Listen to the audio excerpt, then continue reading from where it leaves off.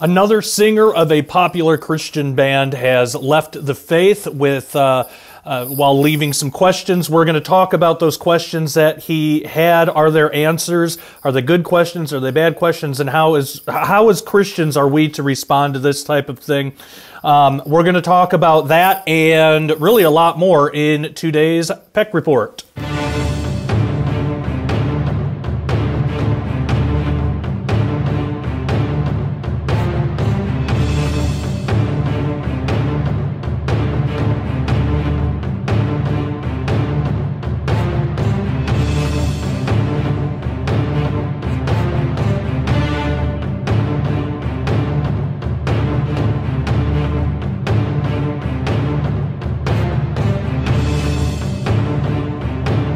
Hey everybody, hope you are doing well. So yeah, a lot has been going on here at Daily Renegade. I would ask if you haven't had a chance to already go and get a membership, but I have so much content that I've been wanting to share with you guys that I haven't been doing a lot of just original Peck reporting, you know, the way that Peck Report is usually gone, which is going to be today's. You know, we're actually going to do a Peck Report today where I'm not cutting to some interview or something like that. But I do have a lot of that stuff that from time to time I'm going to be airing, especially because there's a lot of reasons, but one of the main reasons is the past few months or so I've taken on a new endeavor. It's actually kind of a new a journey into filmmaking, documentary filmmaking, and I'm finally about ready to be able to talk about it openly. We're getting very, very close. I can share a little bit more about it as time goes on, but I've had to be very careful, especially with the subject matter in my first film. It's going to be produced, well, it is being produced through Defender Films, and I'll talk more about that later, probably in a different Peck Report. But to make time for that project, which it's probably the most important thing I've ever, you know, outside of family and stuff like that, but within ministry work, it's probably the most important thing that I've ever done because of the topic. It's just really important, and it's something that not a lot of people know about, and even less people know what to do about it, about this issue that's ravaging our country and our children. It's also a topic that is full of sensationalism and unfounded conspiracy theory. So I don't really have an interest in that side of it because I want to get to the truth of a matter so we can fix it, so we know what to do. So I'll be talking about all of that later, but from time to time I'm going to be playing some pre-interviews that I've done. I've already played a couple of them for you guys. Pre-interviews that I've done when I was putting the guest list together for this movie, and I have altogether 10 or 12 of those. So from time to time we'll be playing those. Also, as you know, my good friend Chad Schaefer did a whole marathon to try to help raise money for Christina and I for our 6-year-old son Nathan, who's battling leukemia right now. And he has all those interviews, so from time to time I've been playing those as well. So for the foreseeable future, you're going to get a mix of all that. Some original Peck reporting, which is what we're doing today, plus some interviews from Chad, plus some pre-interviews from me, and then as time goes on, I'll share more details about this upcoming project, which is getting closer and closer to release. So very excited about that.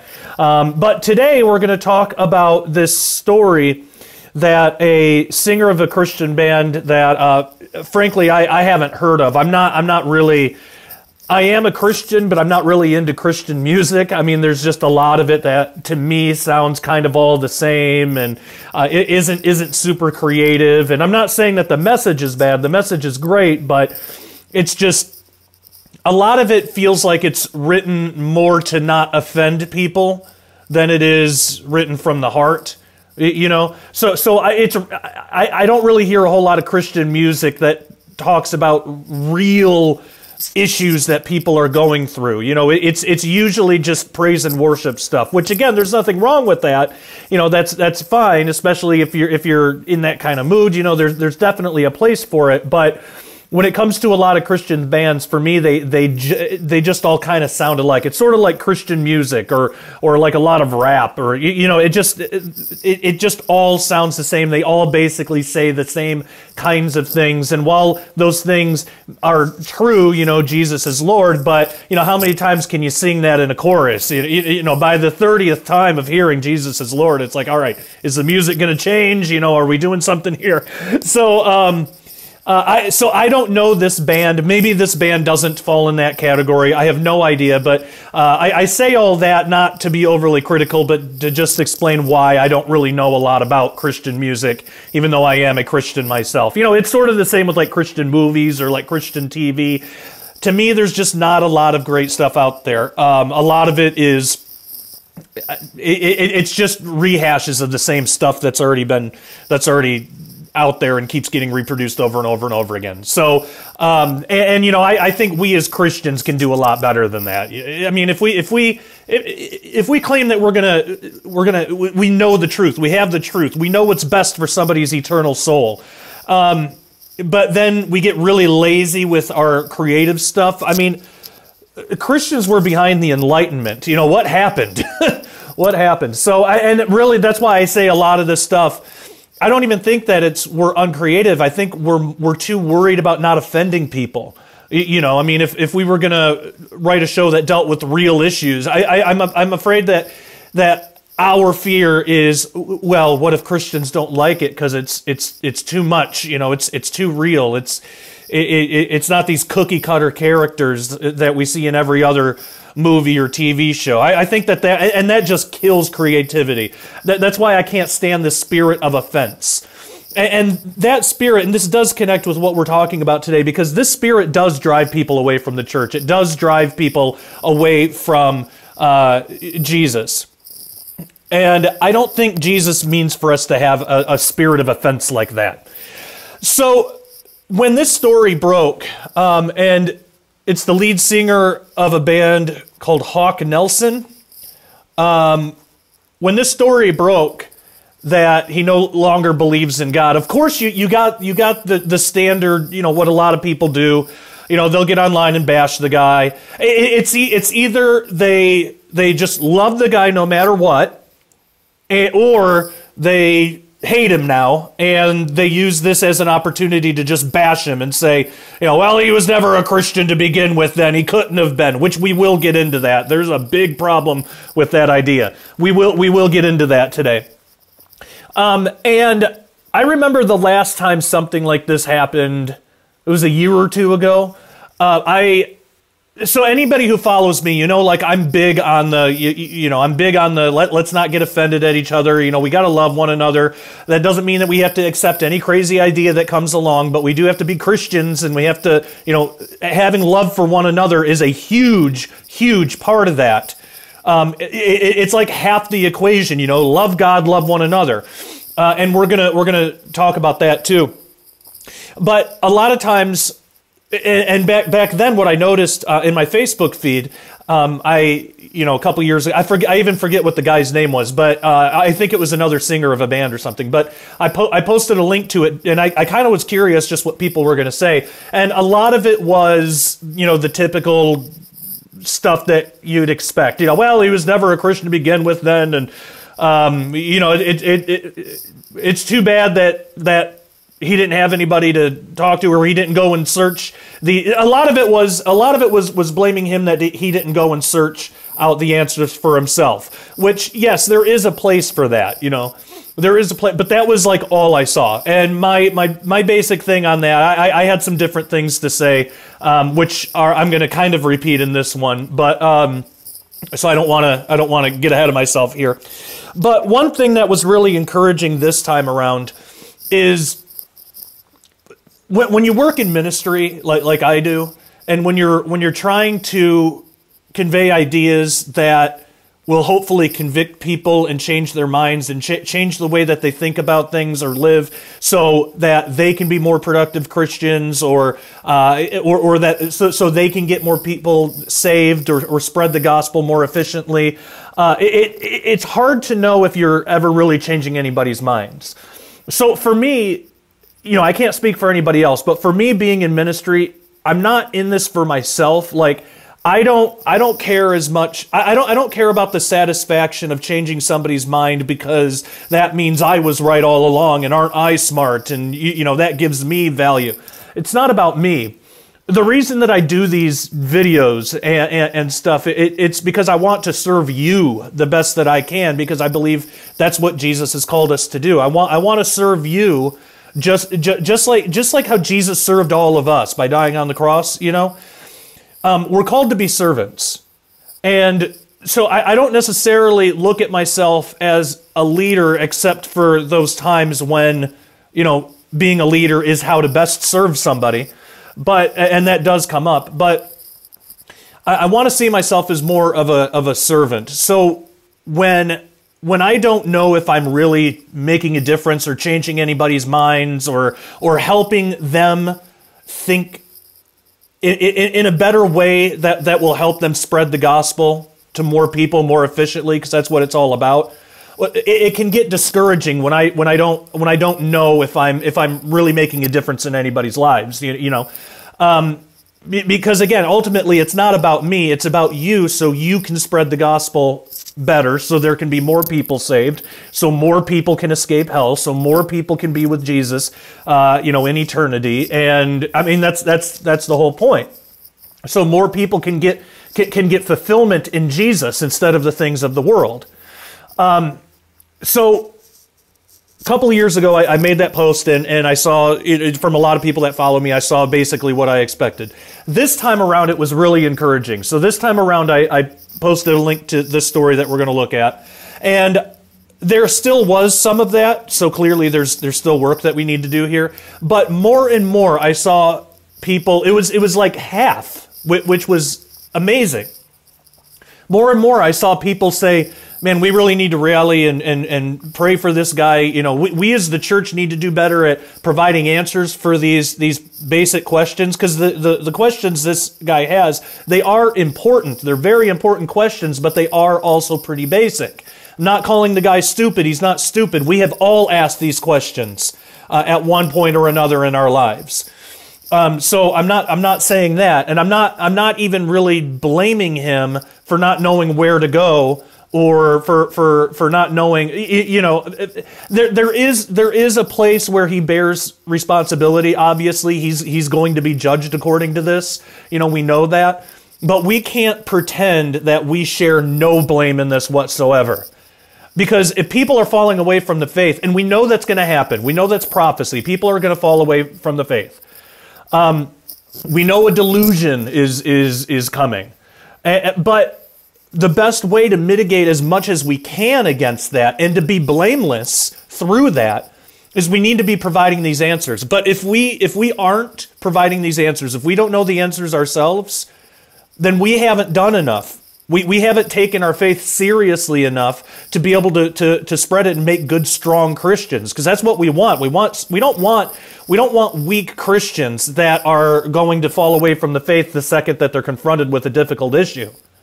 We want good, strong Christians that are going to weather through the storm, that are going to stick with Jesus, and that are going to they're going to finish the race, right? I mean, that's the whole point. We want to teach good endurance, but it's not enough to just say you need to endure till the end. That is true. You do need to endure till the end, but why and how? So that's what we as Christians should be dedicating our lives to. That's a good service for Jesus that we can provide, that he wants us to provide.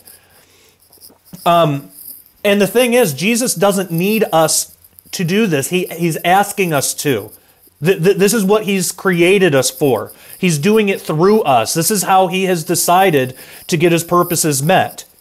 But the thing is, if you're not going to do it, he will go find someone else. Either way, Jesus is going to get his purposes accomplished, with or without you. See, that thought keeps me going. I know if I don't stay grounded, if I get lazy, or if I get just complacent in where I am, and I just make YouTube videos about Nephilim and talk about nothing else, or or just the same basic stuff and just get really lazy with it. God is going to get his purposes done, and he will go to somebody else and do it with somebody. There are people that have come before me where I'm the second guy, where I'm the guy that God decided, okay, this guy isn't going to do it. I'll go see if Josh wants to. You could be that person too. You most likely are. There are so many people that they're made for a purpose. God creates them for a purpose, and they shirk off that responsibility, so God moves on to somebody else. I believe that happens more often than not. I think like a lot of people are called to do stuff, but not a lot of people answer that call, or they'll answer it for a little while and they get distracted with something else. And I've even had moments in my life where that's a very real temptation. Because we're human beings. It's easy to be tempted to get distracted with the things of the world, especially when things are going good. But the problem is, when you do that, when things go bad, you don't have a grounding, So that's why I actually thank God that I never got into like the entertainment business or into music especially. Years ago, I wanted to be a Christian musician. I had no real grounding, no theology. I loved music, and I was a Christian, and I knew how to play guitar, and so I really wanted to be in a Christian band, and I almost was. Actually, the day I was supposed to go and sign the papers, I was going to be signed on an independent record label back in Michigan. The day that I was supposed to drive up and sign the papers, I got a phone call from the owner of the company, and he said that the company had just gone bankrupt. The entire label that day had basically, obviously he saw it coming for like a while before that, but he didn't bother to tell me until that day. But the whole record label went away, just total bankruptcy. As far as I know, they never recovered. And I was devastated. You have no idea, because I thought, here I am. I'm fulfilling my purpose. It wasn't my purpose. It wasn't the purpose God gave to me. It was the purpose I gave to myself. It was a very worldly thing. I wanted to play music in front of people. I wanted people to like me. It was an extremely worldly thing, and it wasn't really for Jesus. It was for me. And so I was really devastated. That was the closest that I've ever become, that I've ever come at just saying, you know what? I'm just angry with God. I don't want anything to do with this anymore. I didn't lose my faith through it, but that was the closest that I've come to just like really being angry with God. And logically, I knew that I couldn't really make that work because God is right all the time. He's not wrong. I didn't have a reason to be mad at him. I was just more, I was really, what it was is I was mad at myself, and I was projecting it onto him. I was mad at myself for allowing myself to waste that much time in something that was purely self-indulgent. Now I'm not saying that all Christian musicians are like that. There are people that are called for, to be in that ministry. But I wasn't one of them. Not at the time anyway. So, coming out of that was a big wake-up call. And I had been running away from writing basically my whole life. So when I was in school, I knew I was a good writer. I just didn't like it. I hated it. I absolutely hated it. I was given all these assignments on topics I wasn't interested in, and I did the bare minimum. I hated writing. I absolutely hated it. When I was in kindergarten, I had a teacher. Her name was Mrs. Smith. But I had a kindergarten teacher who, I believe, I didn't know she was a Christian. I didn't find that out till years after she had died. But I believe that she actually spoke a word of prophecy over me, and she might not even have known it. She might not have had any clue. But for some reason, this stuck with me. But I would always write these, just like any other kid. I would write stories about dinosaurs and stuff. I would write stuff about that, in kindergarten class, and put together books and stuff. And this one day, And for those of you who have followed me for a while, you know how significant this is because I don't remember anything, hardly anything, before I was 12 years old. There's so many gaps. I don't know what happened to me, but there's a lot that I don't remember. But this really sticks out. I do remember this. So she was looking at one of the books I had written about dinosaurs or E.T. or something, and she was reading it, and you know, she said at first the normal, which I forget all of this. She said like the normal, like, good job, this is great, you know, normal stuff. But I remember her looking right at me and saying, "Josh, you're going to be a writer someday." And it wasn't the typical thing that you tell kids, like, "Oh, you're gonna be a great writer someday." You know, it wasn't like that. It was like she was talking to me like I was an adult or something. It was like she wasn't being encouraging at that when she was saying that. She was just stating like a fact. And just the way that she said it, just the way that happened, it really stuck with me. So for a long time, I got into music and I was running away from writing because I didn't want to do it. I thought I was going to hate it, just like I hated it in my later years in school, especially high school. I thought I was going to hate it. I didn't want to do it. I knew I was good at it, but it just wasn't something I wanted to do. So the music thing crumbled. I didn't have a job. I didn't have anything else. And it was around that time. It was around that time that I was starting to get like inspired by L.A. Marzulli, and you guys already know all my story with him, and you know how he was like a really big part of me doing what I do today. But I started getting interested and inspired by some of these other writers, and I thought, all right, you know, after the music thing crumbled, that was like the last straw. I was like, I cannot run from this anymore.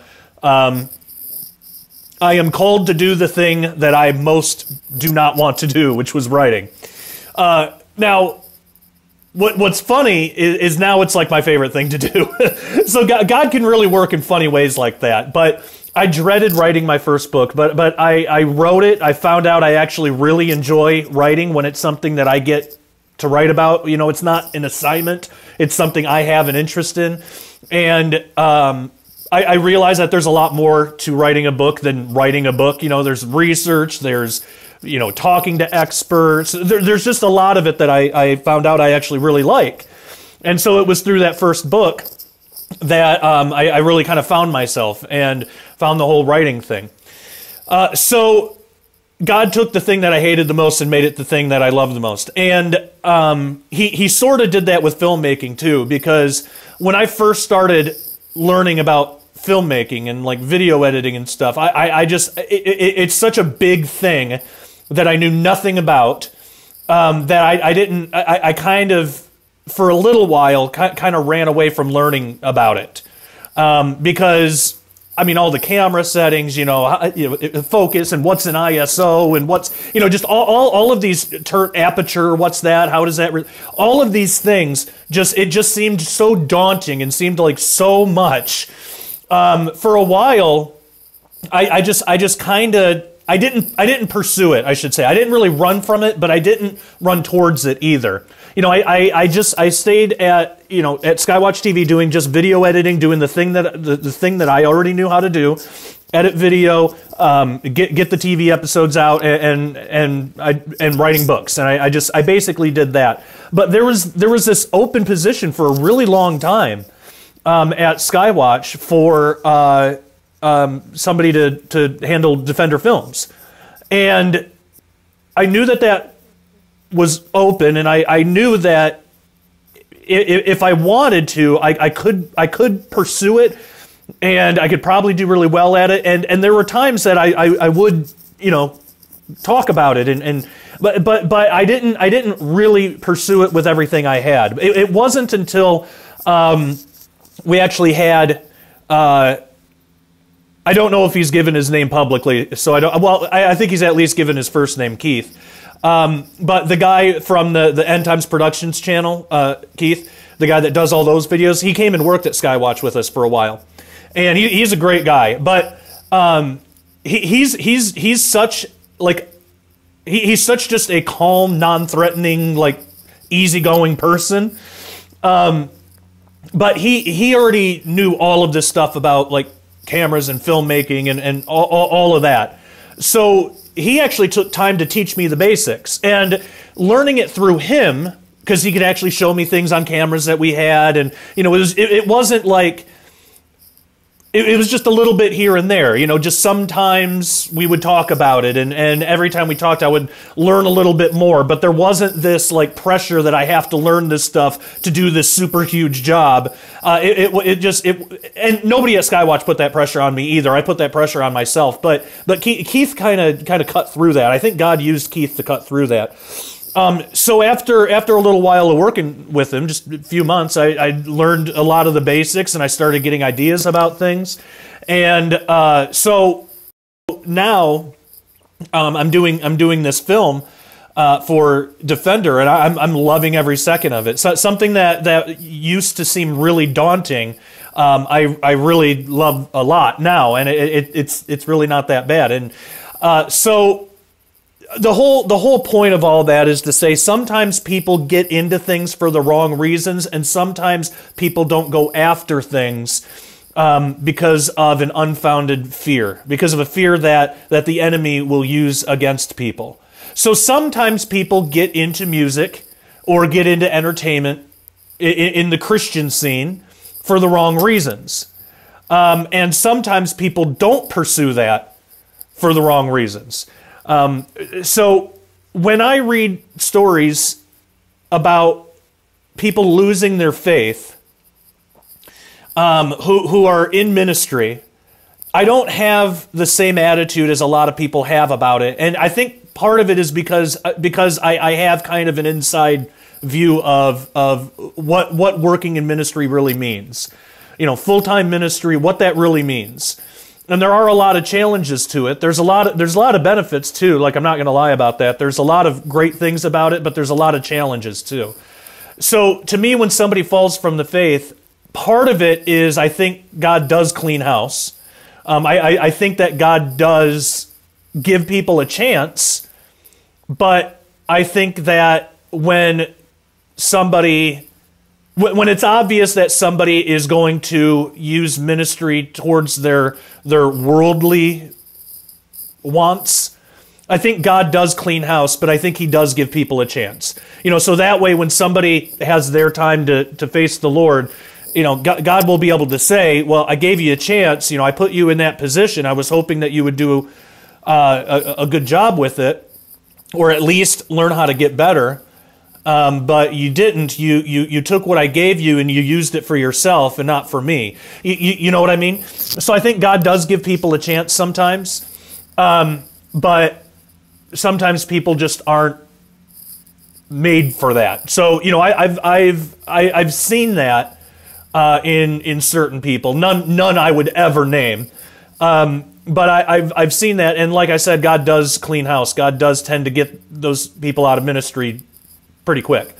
By the way, no one I have named in this video, there's no one that I've named in this video that falls in that category. So I just want to make sure that nobody's trying to like connect two different thoughts here, So, but that does happen. So I read stories like this, and I kind of have a different attitude about it. So that's a long half an hour preface to the story, and I apologize for that. But for some reason, I just feel like that needed to be said. Maybe there's somebody watching that is thinking about getting in ministry, and maybe somebody needs encouragement, or maybe somebody needs some discouragement because maybe they're not going in it for the right reasons, or maybe they are and they're scared and they need some encouragement. I don't know, but I wanted to preface this story with all of that. Just to explain kind of what my attitude about it is. So do I think that this guy, that it's better that he's not in ministry? Yes.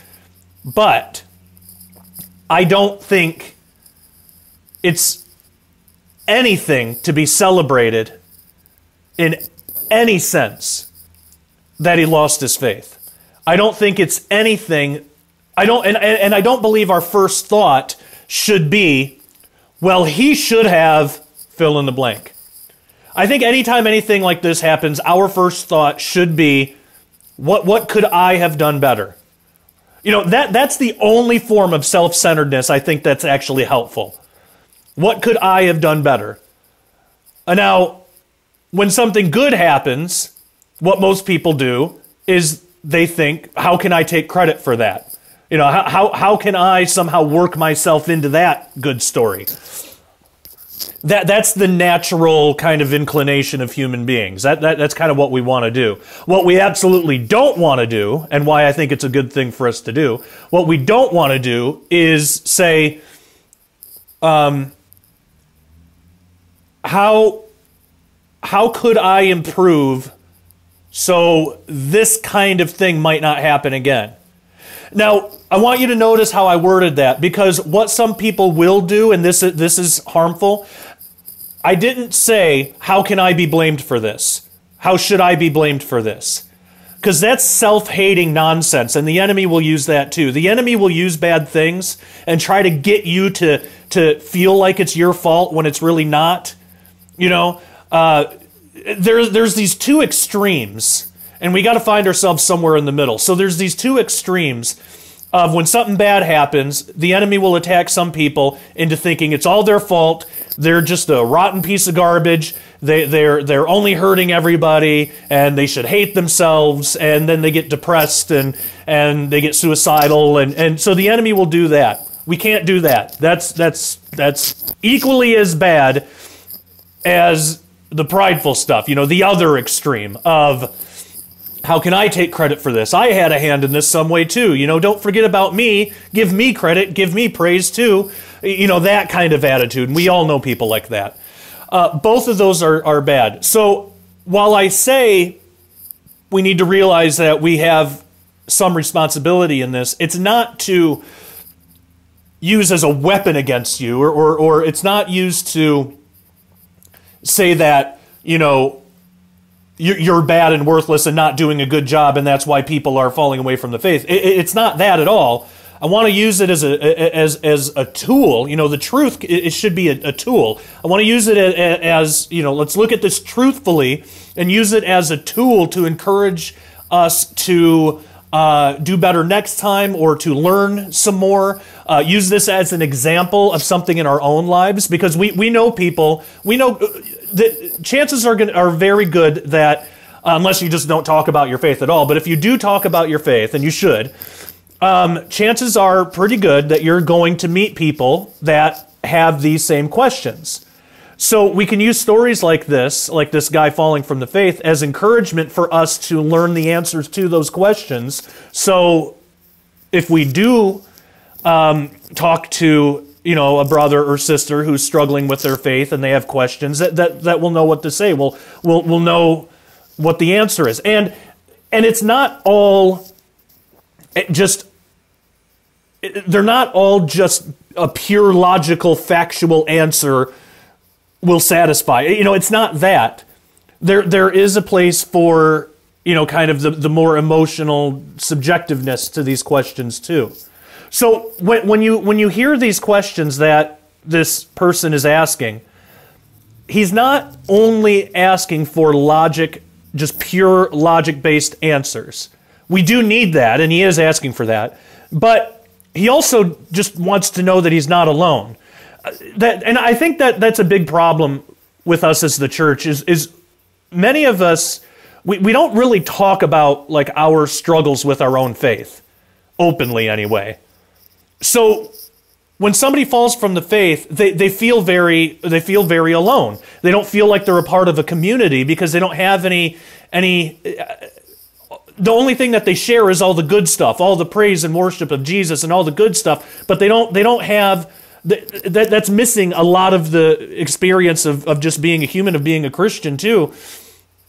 Is what about the bad times? What about the struggles? What about the questioning of faith that we all have had in our lives? When you don't share that with the community that you're in, it produces a weak community. It produces a community, it produces a body of believers that's strong when things are going good, but the second something bad comes along, it crumbles. So that's why I say, you know, there's an example of something that we all can do a little better with. We can talk more openly about our struggles with our own faith. Past, present, and future. We have all had them. We all have them from time to time. We're all going to have them again. All right, it's going to happen. I am saying this as a father of a child, a 6-year-old child with leukemia, and who has gone, with my wife, we've gone through 2 miscarriages. I mean, we've seen some rough stuff. Many of you have seen worse things. Some of you haven't seen things that's not as bad, but it's not a contest. We're not in a comparative contest here with who's seen worse, and it should never be looked at like that. What it should be is we've all seen bad stuff through our own eyes, and when we're open about that, we can identify with one another a little better. It produces more strength in the community. It produces more strength in the body. And I'd be willing to bet, I don't know this guy's personal life, but if he had that, I think he would have searched those answers before leaving the faith completely. Because I know the times that I've had questions and doubts. I know in those times it's only because of the people that I know personally that I feel like I'm in strong kinsmanship with, that I can be open with those people, even if they're just online, But I can be open with them, and I don't have to worry about my self-image, or I don't have to worry what if they don't think I should be in ministry, or what if I'm not a good ministry leader because of that. I don't think about any of that, because that's not real. That's not. God has always called imperfect people to carry out His perfect plans, but we have to be honest about those imperfections. We have to be honest about those doubts. And that's why I try to be as open as possible with all of you, because I want to encourage you to do the same. I've told you guys about my past struggles with depression, which that sometimes does come up too. Of course, my bone disease, my chronic pain.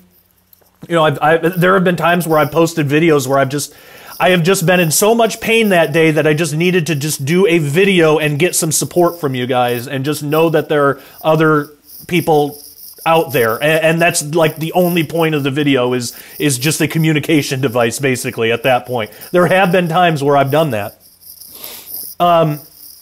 and I think that one of the biggest problems in Christian leadership today is you don't really see that humanity that much. You don't really see, and so it's hard to connect with people. Ravi Zacharias just passed away. He was one of the few. He would talk about his struggles quite a bit. He talked about his struggles with his back pain, how he went through all that, but he would also talk about the things that he was grateful for. And he would talk about the answers that he's found to these questions. Why do bad things happen in the world? That kind of stuff. Did he have all the answers? No, none of us do, but we all have a piece of the puzzle. And I think the more that we can share in that, the more encouraged we can all be to stick in the faith. One of my biggest problems as an early Christian is I never saw that humanity in people. So when I struggled, I thought I was alone. And it made it very easy for me to fall away from Christianity and go into New Age. So I was in New Age for a long time. And but coming out of it and coming back into this kind of fringe Christian thing that I do now, I realized, man, I've never met a more just open and honest group of people than the people that I work with now, and many of you that I talk with online and stuff. These are people that, for the most part, aren't worried about their self-image, and they'll talk about struggles that they have. We need more of that, And whatever this whole fringe Christian thing is that we're doing, this whole thing where this group of Christians that we're in, where we want to talk about aliens and Nephilim and demons and whatever this is, whatever God is doing with this, I don't even care so much about the conspiracy stuff. I mean, that stuff is interesting. It's important, but I care more about just the attitudes of the people. You know, the humility that I see in many of you, and I want that to spread throughout the rest of Christianity. I don't care if somebody believes in Nephilim or not. I really don't. If another Christian believes in Nephilim or they believe in Sethite, that is so low on my list of priorities, it just doesn't matter that much. Now, I'm happy to talk to people about it. You know, I'm not a Sethite guy at all. I do believe that is even borderline heresy. But what I care more about is that person's heart, that person's humility. What they're doing in ministry. Are they causing harm, or are they showing people how they can better spread the gospel, get more people saved? You know, I'm more interested in their heart. And I think that's how God is with us. And that's the only reason that I'm like that, by the way, is because I think that's how Jesus is. And so that's how I want to be too. Because I used to be the most judgmental jerk you would ever meet. You know, I used to live as, like, if you didn't believe in a pre-tribulation rapture, then you may as well not even be a Christian. I used to think like that. I don't anymore, but I used to. I don't care what rapture belief you have. I don't think your theology. I think Jesus focuses more on what's in your heart. You know, where is your pride at? Where's your humility at? You know, that kind of stuff. Do you love your brothers and sisters in Christ? Do you love the Father? Do you love God? Do you show Him that? You know, that kind of stuff. That is so much more important. And so all the other stuff, I think, is important as well. But I think if anything, they're stepping stones to get at the real heart of an issue, which is the heart. That's why I really harp on you guys so much about the whole loving each other thing. You know, love doesn't mean that we accept everything or we believe everything we're told. It doesn't mean that we tiptoe around each other and worry about offending one. It doesn't mean any of that. That's not love. That's just being non-confrontational. That's being worried about a self-image. But true love, true brotherly love. We have to be able to be truthful with one another, but we have to not be jerks at the same time. You know, we have to tell our brothers where there is a problem in their walk, but not as a judgmental jerk because we're so much better. It's not about that. It's a lot of times it's, look, I've been there before. I know what this is and I know what it can do. I'm here for you, whatever you decide to do. I'm always going to be here to pray with you and love you through this. But I'm just letting you know, man, you know, this stuff you got yourself caught up in, you know, it's not honoring God. It's not honoring to Jesus. And you could actually hurt some people, you know, with this. If somebody else found out that you're doing this, and fill in the blank, whatever this is, you know, if you're trying to be a warrior for Christ and they find out that you're involved in this or you know, whatever, or if you have this attitude or if you're prideful or, you know, whatever it is, you're only participating in them continuing on the road to hell, basically. That's why it's so important for us to get ourselves right. It's not even really for our own benefit. It's for the benefit of others. It's to serve others. So what was really encouraging and why I wanted to lead with this, that Facebook post that I wrote, I saw more people that follow me, more people that said more things like what I would say. And I don't want anybody to be like me. That's not the point. The point is I am doing my best, most imperfect job of trying to reflect Jesus. And when I see somebody learn something from me and reflect a little bit of that back, man, that's what it's all about. That really hits me. Because for me, it's a reminder to me that Jesus does have a purpose for me, and he's got a purpose for you too. And that he will call us into whatever purpose that is. And he will give you examples of his work getting done through you. And that's what we're built for. It's not about our own pride. It's not about our own self-image, but it's about fulfilling our own purpose. So when I see that reflected back at me, when I see people actually learning stuff and altering their behaviors and the way that they think, and just getting better, being stronger Christians through something that I said, to me it's God created me for a purpose, and that purpose is being fulfilled through me. And what a wonderful God that he actually wants someone like me to be a part in that. He wants to work with me, and he wants to work with you too. There is no better feeling than that. There is no, because you're literally living out the purpose of your creation. So it's a whole reason you're even existing in the first place. So when you get some of that back, and you get a little like affirmation that God is working through you, and God is completing, is getting his purposes done through you, and his invite for you to be a part of that is not returning void. There is just no better feeling than that. And so I think by and large the church has lost that. Like, for example, I have never, everything that I'm saying right now, I've never heard a sermon preached on it. And maybe I'm wrong. I mean, have you? I'd be interested to know. Have you ever heard a sermon preached on this stuff?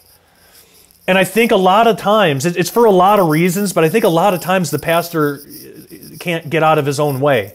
I think a lot of times the pastor is too worried about how he's going to appear to other people.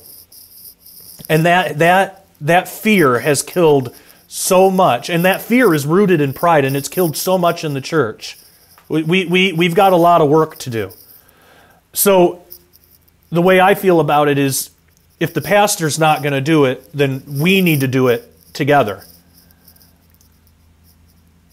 And I think if we can just learn to get out of our own way, I think we can really accomplish a lot. And I think that we can do what Jesus has created us to do. And not in this kind of, cliche, complimentary way, but like in a really real way. You exist for a reason. God doesn't just do anything in vain. He doesn't just do things and see what happens. He doesn't do anything without a reason for doing it.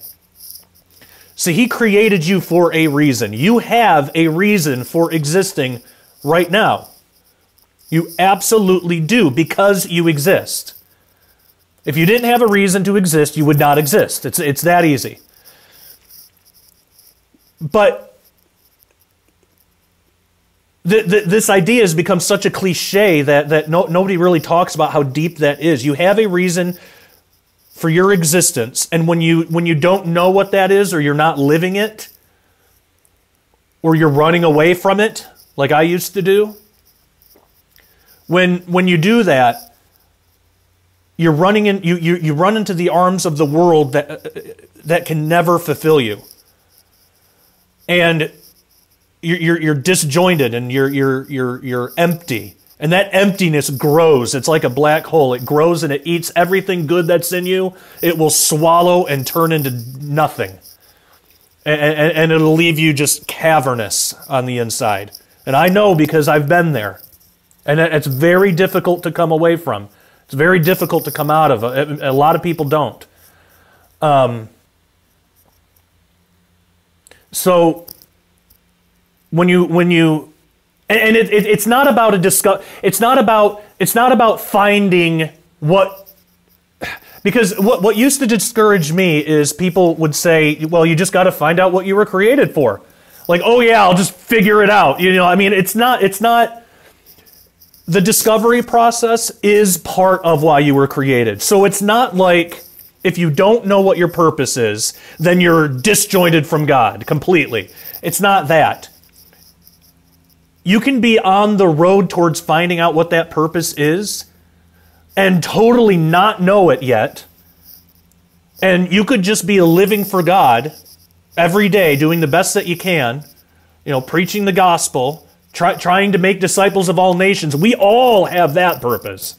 We all have that. You could be doing that, and that's your purpose for now. And that's the thing. We live in a continuum of time, so your purpose can shift and change and evolve and turn into something else. And what I've found in my own life is a lot of the purposes that I had, it's all part of one big meta purpose, They're stepping stones towards the next thing. So, and what it all comes back to, whatever your purpose is, it's to spread the gospel. It's to make disciples of all nations. It's something, God has created you for that. But how does he want you to do it? In what way? With what attitude? So you and me, we are all a work in progress. So as long as you are progressing, then you are fulfilling your purpose.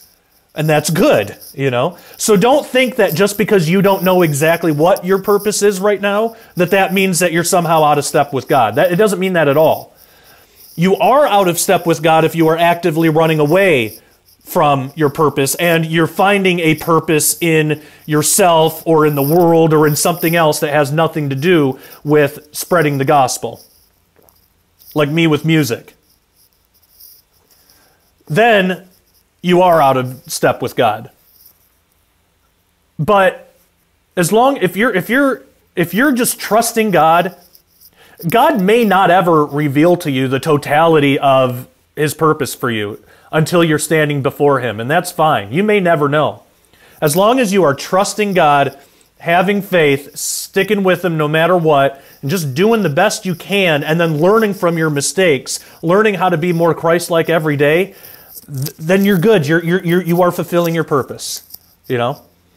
So we all need to do that. Now, in the second half, I do want to get into this story and get into some of the specific questions that this person brings up. But for that, you're going to have to go be a member at dailyrenegade.com, and it's only $10 a month or $100 a year. It helps build this ministry. It helps us spread the gospel. It helps us reach people and provide answers and things like that. And by the way, to the naysayers who would say, "Oh, you're selling us this. You can't have the answers to this unless you pay a fee, huh?" Come on. Watch any of my For one thing, I am not going to be saying anything in the second half that I haven't already said somewhere else for free. You just don't want to go hunting for it. It's a lot easier to blame somebody for things like that. So and the reason I say that, it's not for those people because they're stuck in pride. It's for the people who would read that comment and not watch the video because they think that that's what this is.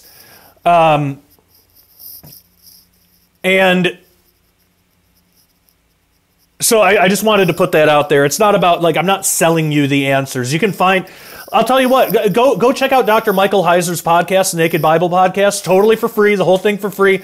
Everything that I'm about to say, you can find there. You can find in you can find in Ravi Zacharias' work. You can find it. It's just, do you want to piece it together for free yourself, or do you want to help us out, and then we've compiled it for you, So the answers themselves are out there, and if you simply can't afford it, I'd be happy to talk with you, and I'd be happy to give you resources for free. I've been doing that my whole ministry. So to those naysayers, I would say I just don't think you know me very well, and you've probably been burned by other people before, but that doesn't mean that everybody's like that, and it doesn't mean that you should totally bash somebody's ministry before you take the time to find out what they're all about. All right, so go be a member at dailyrenegade.com, and You know what? Actually, today I'm going to do something a little different. I've changed my mind. Today you are going to get the rest of the episode for free. Everyone will, but it's going to be the audio only. So if you want to see the video, because we're going to put some images on the screen and stuff like that. If you want to see the video, go be a member at dailyrenegade.com. But I'm just gonna have a graphic up telling the website. But I am gonna just put the information out there for everybody, so you can get the audio version for free. But there is an entire video, so go to dailyrenegade.com to get that. Okay, so hopefully everything said in part one will serve as a good preface for what we're going to talk about, because all of this is very important, and it is impossible to condense down into like a 10-minute soundbite. So sometimes I get comments from people that say, you know, Josh, get to the point. Sometimes you can't, you know, and I think this whole get to the point attitude is something else that's hurt the church as well. Sometimes you need context. You know, you can't just get to the point in most things. You need the context around it to understand what the point is. So in giving the answers and in talking about the answers to this person's question, you need the context about the right attitude and pride and humility, and you know when we're being too accepting and when we're not being accepting. I mean, all the stuff we talked about, you need that context to even be able to understand the story at all.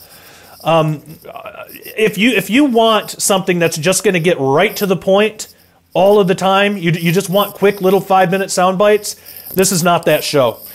So here is, all right, let's talk about, this comes from Daily Wire. So here's the story. Lead singer of Christian rock band Hawk Nelson says he no longer believes in God.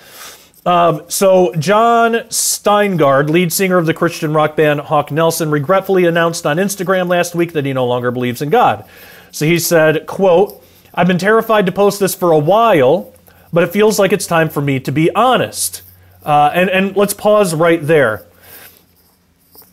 So my first question is, okay, because he's about to say he doesn't believe in God anymore. Why is it important to be honest if there is no God? You know, if there's no God, the whole value of honesty, it really has no value, would it? If there is no God, then the runner-up to that is natural selection, survival of the fittest, and by natural order, those who survive are usually the ones who can take over the other. And sometimes that's done through lying or through not being honest. Like this right here, this is going to hurt his music career, right? So if there is no God, honesty really has no value. And why not just keep, you know, survival of the fittest would be the thing. You know, that would be the next runner-up, right? So why not just lie, say that you still believe there's a God, and keep it going in your music career, you know, for resources and to, you know, because we as human beings, we need resources, we need money to keep us alive so we can buy resources and things like that. If there's no God, then materialism is all there is. The most important thing to human beings is resources. And his standing in his career right now is going to be the best. Like what he's doing is not helping his career at all.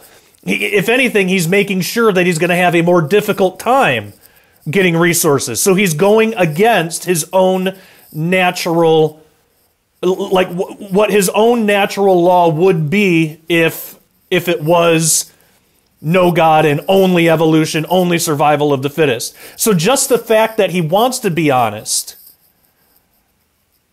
you know, if he had an honest friend that would encourage him to think deeply about this, just the fact that he wants to be honest should be evidence that he's making a mistake here. Because if there is no God, then what's the other alternative? It's materialism. You know, and anything that's all the physical stuff, that's kind of all there is.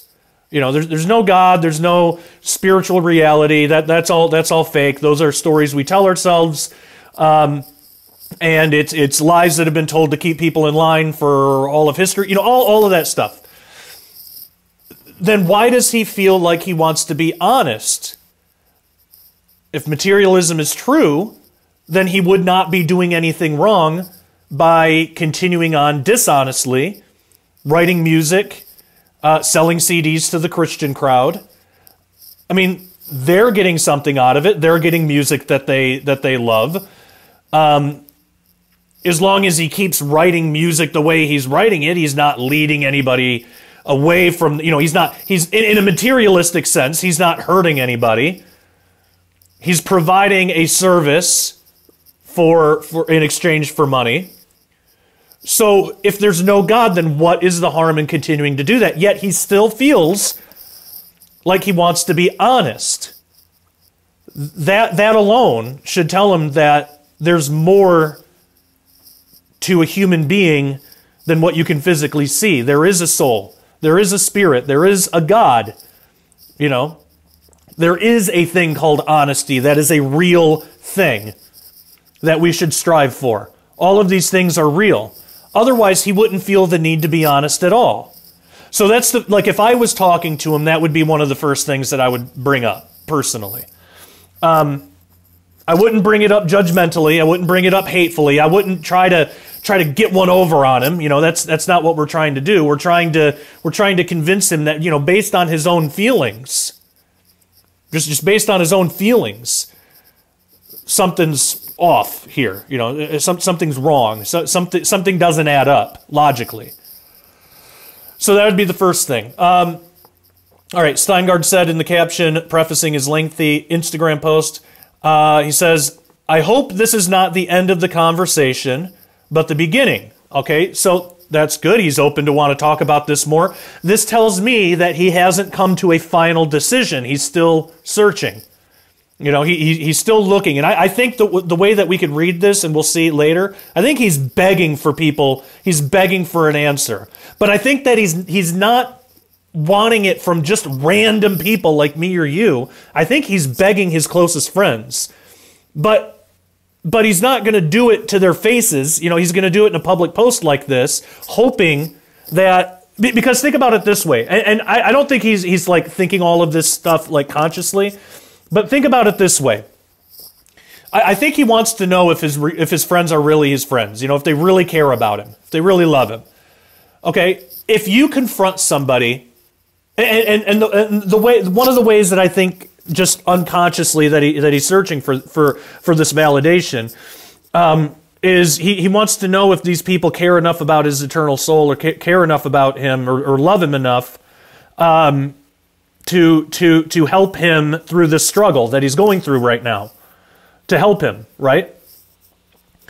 Well, if he goes to them face-to-face, one-on-one, he knows that person is going to have an obligation to help him based on the fact that there's a face-to-face accountability, right? If it's a public post, that obligation goes away.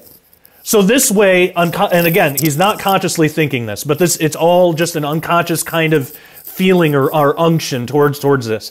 In a public post, this tells him, do any of his friends actually really care about him? Because again, his heart knows, well, I should say his spirit knows there is a truth.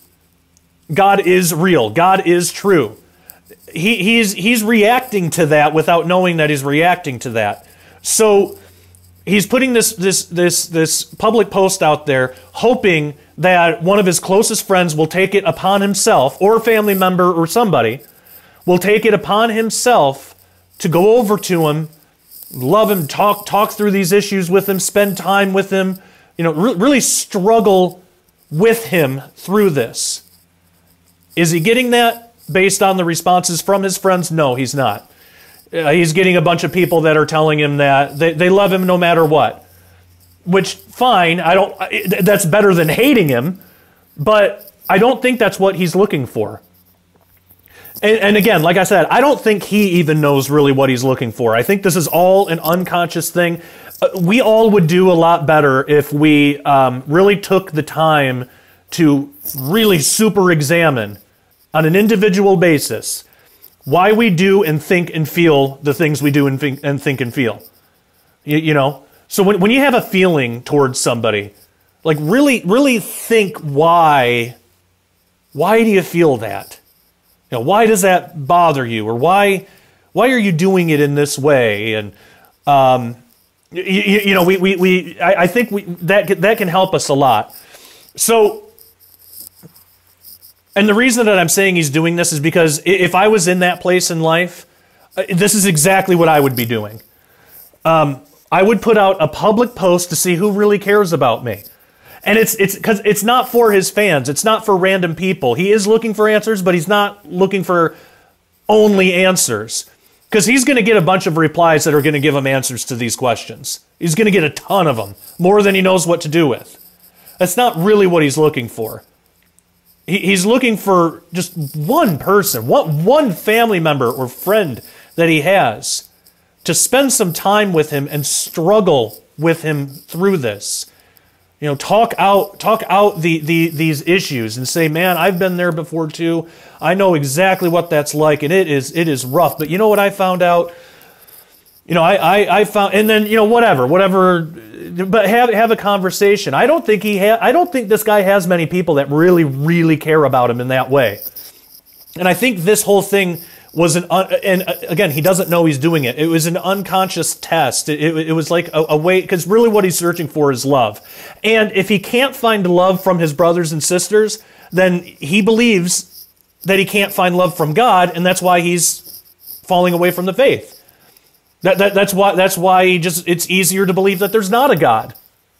It's sort of like when people are abandoned by their fathers, and it's just easier for them to go through life with the attitude that they don't really have a dad, they don't have a father. And I know that because my dad abandoned me. You know, so in an active way, I don't have a dad, meaning I don't have, like my biological father doesn't want anything to do with me, right? But I still have a father. I still have a biological father. You know, he's out there. But he's not active in my life, and he doesn't care to be, so he's not an active father. But I went through most of my life just saying, well, I don't have a dad. I never had a dad. That's not exactly true, but it is easier to say it like that, because it's easier to behave as if somebody doesn't exist, somebody who's rejected you, than to face that rejection head on. Because to face it, that's painful. And it is. And I've done that, and I'm still in the process of doing that. It's a difficult thing. But it's true. That's the truth. The truth is not, I don't have a dad. I do have a dad, and he's negligent, and he's a very prideful person. And I really don't have a whole lot of good things to say about him, you know, to be honest. I don't hate the guy. I don't want bad things to happen to him. But I would like him to grow up, you know. I would like him to... It would be nice if he wanted to be a dad to me, but he doesn't. And so that's the reality of the situation. Okay? So we face that head on when we get rejected. We face that head on. And then we start thinking outside of that. All right, well, God has provided me many father figures who may not be my biological dad, but they are definitely dads. Like, they're definitely fathers. There have been a lot of positive male role models in my life. A lot of them. And so when I look back on it, it's like, you know, I don't have, to say I don't have a dad is incorrect. I do have a dad. I actually have a lot of them. And then to take that even further, I have a heavenly Father. And that is a bond stronger than biology. Because this isn't just some biological dad. This is a being, this is a person who consciously created me from nothing. You know, he created everything from nothing. And he did that consciously, willingly, knowing exactly the kind of person I was going to be, knowing exactly how I would turn out. He created me and loved me and accepted me, you know. He doesn't accept everything that I've done in my life, nor should he, because I've sinned quite a bit. But he's accepted me when I asked him to be my Father, when I accepted the gift of salvation through Jesus Christ. He accepted me. So I think, like I said in the first half, you know, there's two parts to the equation of love. There's love God and then love one another. And when half or all of that equation is missing, we're empty, we're broken. So I think, and they both can affect the other. So the Bible says, you know, if you don't love your brother, you don't love God. And by contrast, you know, the same thing would be true. If you don't love God, if you don't love God, you can't really love your brother. But if you don't love your brother, you don't love God. You don't know what love is. You know. So this guy, he's fallen away from the faith, and I think unconsciously he's struggling to find some just grasp of true love that he can hold on to weather him through this storm. And I don't think he's getting it, unfortunately. But I think unconsciously, I say unconsciously as if I think this is all a spirit thing that's driving him towards this behavior. But I think in his spirit knows that if he can find just some evidence of true brotherly love, maybe through that there's evidence of God, and maybe he can hold on to his faith. Because that's what the Spirit wants. The Spirit craves to be with God. The flesh doesn't, but the Spirit really does. So his Spirit is trying to guide him in these directions. But like many people, his flesh probably guides him and not his Spirit. But his Spirit is trying to guide him through these directions that will hopefully lead to him being reconciled back, you know, finding his way back to God. But the Spirit has the barrier of the flesh in the way. So sometimes it comes through these weird things, like leaving this very public Instagram post. So let's continue on. We've made it through 2 sentences, and we had that much to say. But he says, I hope this is encouraging to people who might feel the same but are afraid to speak as I am. I want to be open.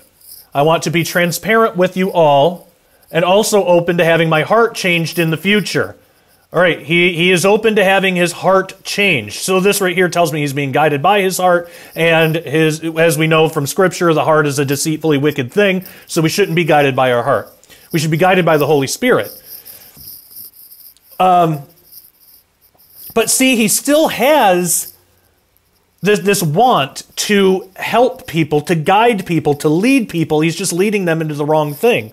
So I believe God probably did create this guy to be some sort of ministry leader in some capacity, because that's how he's acting as that. But it's just coming out in these awful ways because he's lost his faith. So it's like his purpose has been perverted now. And so now he's trying to encourage, and look, people should talk about, you know, if people are having doubts, or if people are feeling like they want to fall from the faith, they should talk about it. They should not be afraid to talk about it. And we as Christians should not be afraid to hear them out. You know, we shouldn't be treating them like they're garbage now because they fell away from the faith. And we should not be saying things like, well, they were never Christian to begin with. And I will get into why. I will get into why we should not be saying that. Because that is a severe misunderstanding of Scripture. We're going to get into 1 John 2 in a little bit.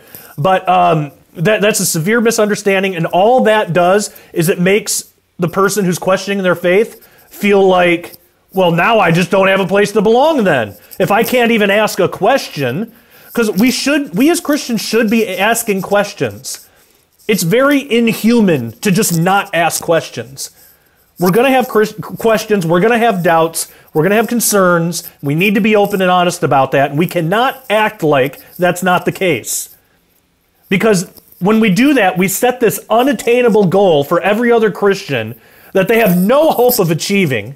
And when they don't achieve it, they're going to think, well, this whole thing is not real then. Because they think that's what Christianity is. They think Christianity is somehow being in this perpetual state of not questioning your faith at all, or not having doubts, and just being in just absolute perfect communion with Jesus all the time. And it's at least right now in this broken, fallen world, in these broken, fallen bodies, that's not what it is. It is that in the spirit. It is that, in eternity. Then yes, but right now, that it's just unrealistic. And to act like that, even if you're not saying it like that, if you're acting like it, you could be doing more harm than good. You could be doing quite a bit of damage. And this is part of the reason that people fall away from their faith. Now, again, like I said, it's not all the church's fault. It's his fault too, because he didn't go and seek these. And what it sounds like to me, I think the logical questions that he has are just an excuse. I think that's kind of the excuse that he's putting out there. I think what's really going on is he's probably been hurt, but I think he's around probably a lot of fake Christians. And he probably has a lot of friends that aren't really friends. Not really. They're friends when things are good, but when things are bad, they're just kind of like, well, we love you, and we're here for you, and but they're not willing to go through like pain with him. You know what I mean? And I think that is probably a deep hurt that started a long time ago. Again, I don't know him or his story. No clue what he's been through in his life. But just only based on this, if I had to guess, I would say that's the root of it. That's the root. And all of these questions, they'll feed on that. The root is going to sprout and it's going to grow, and like the fruit of this root are all these logical questions. So I don't think the questions are really what did him in. I think that's kind of the excuse. And again, he doesn't know that they're just an excuse. To him, these are very real things. And they are real questions. I'm not saying that they're not real. They are real. He should be asking those. But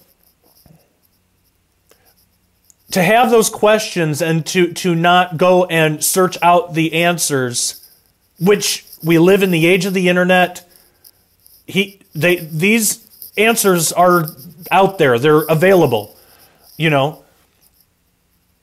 He could have found them if he wanted to.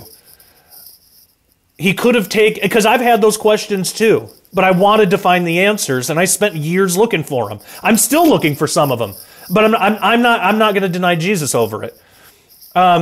He did choose to fall away from the faith because of it, so that tells me it's not really the questions. He can fulfill that need to find the answers to these questions. He could fulfill that. And pretty easy in our day today.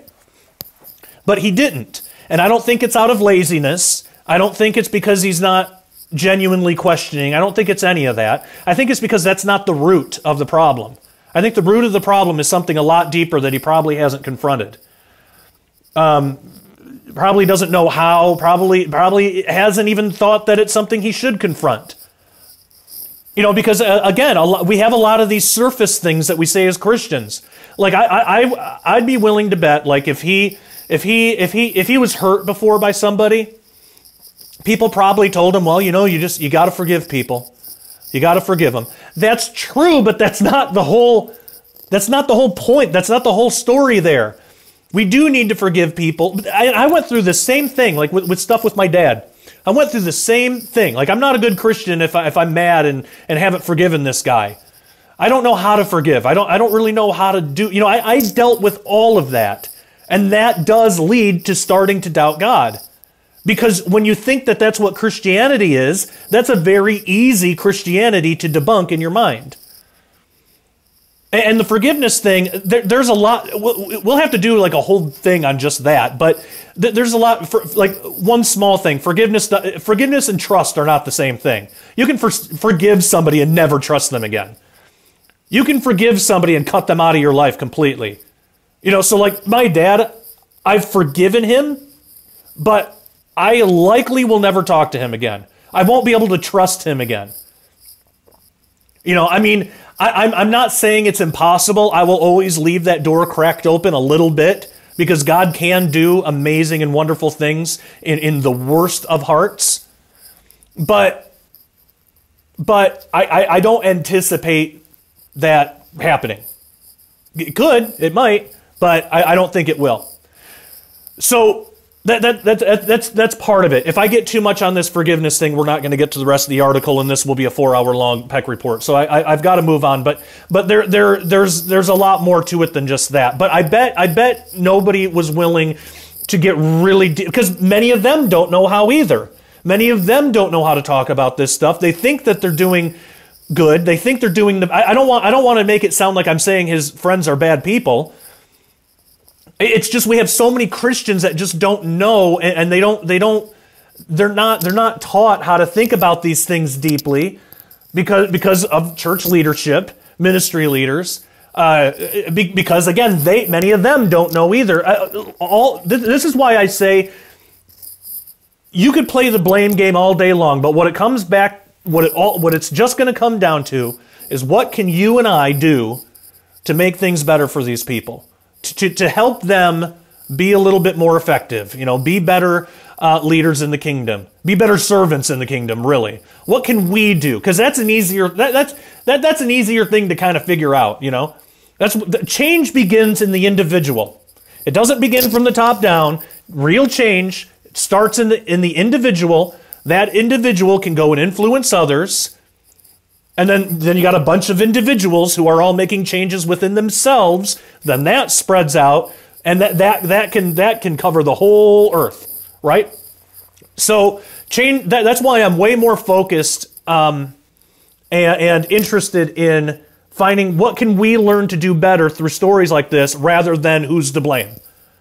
You know, is it him? Is it the church? Is it the leaders? Is it his friends? It's fine to talk about, but only if it serves the end goal of what can we do better. Like if his friends share some of the blame in this, I want to know what they did wrong so I know how I can improve, so I don't do the same thing, and so I can help teach other people not to do, you know, that kind of stuff. All right, continuing on here. So he's open to having his heart changed. I'm not looking for a debate at all. See, this is a coded message here. This is his unconscious. This is his spirit. He's not looking for a bunch of answers to these logical questions he's going to bring up. He's not looking for logical answers. He's looking for a real friend. You know, he's looking for actual, true love that his spirit is craving. And that's not getting fulfilled. That's why he's saying, I'm not looking for a debate at all. He's not looking for 10,000 answers from millions of his fans that are going to tell him everything that he could have found out on his own anyway. And he doesn't want to debate because, and this is a two-sided coin here, he doesn't want to debate because he knows he can't defend his position. Because in his spirit, he might not know that consciously, but in his spirit, he knows he has an indefensible position here. He knows, his spirit knows that. That's why he doesn't want to debate, because right now he's decided he's left the faith and he wants to indulge in that. That's why you see, not to get political, but that's why you see like leftists, these crazy leftists, they'll go and like protest, but they will never debate. You know, because they don't want to debate, because in their spirit, they know they have an indefensible position, and they run away from debate because it's darkness running away from the light, because they know once a light is shined on them, they are going to be exposed, and they want to remain in the darkness. so they're not exposed, so they don't have to face themselves. They don't know that consciously. It's not like they're walking down the street thinking all this stuff, knowing exactly why they do what they do. They've probably never given it any thought. But that's what's going on. That's why Scripture says, you know, darkness runs from the light.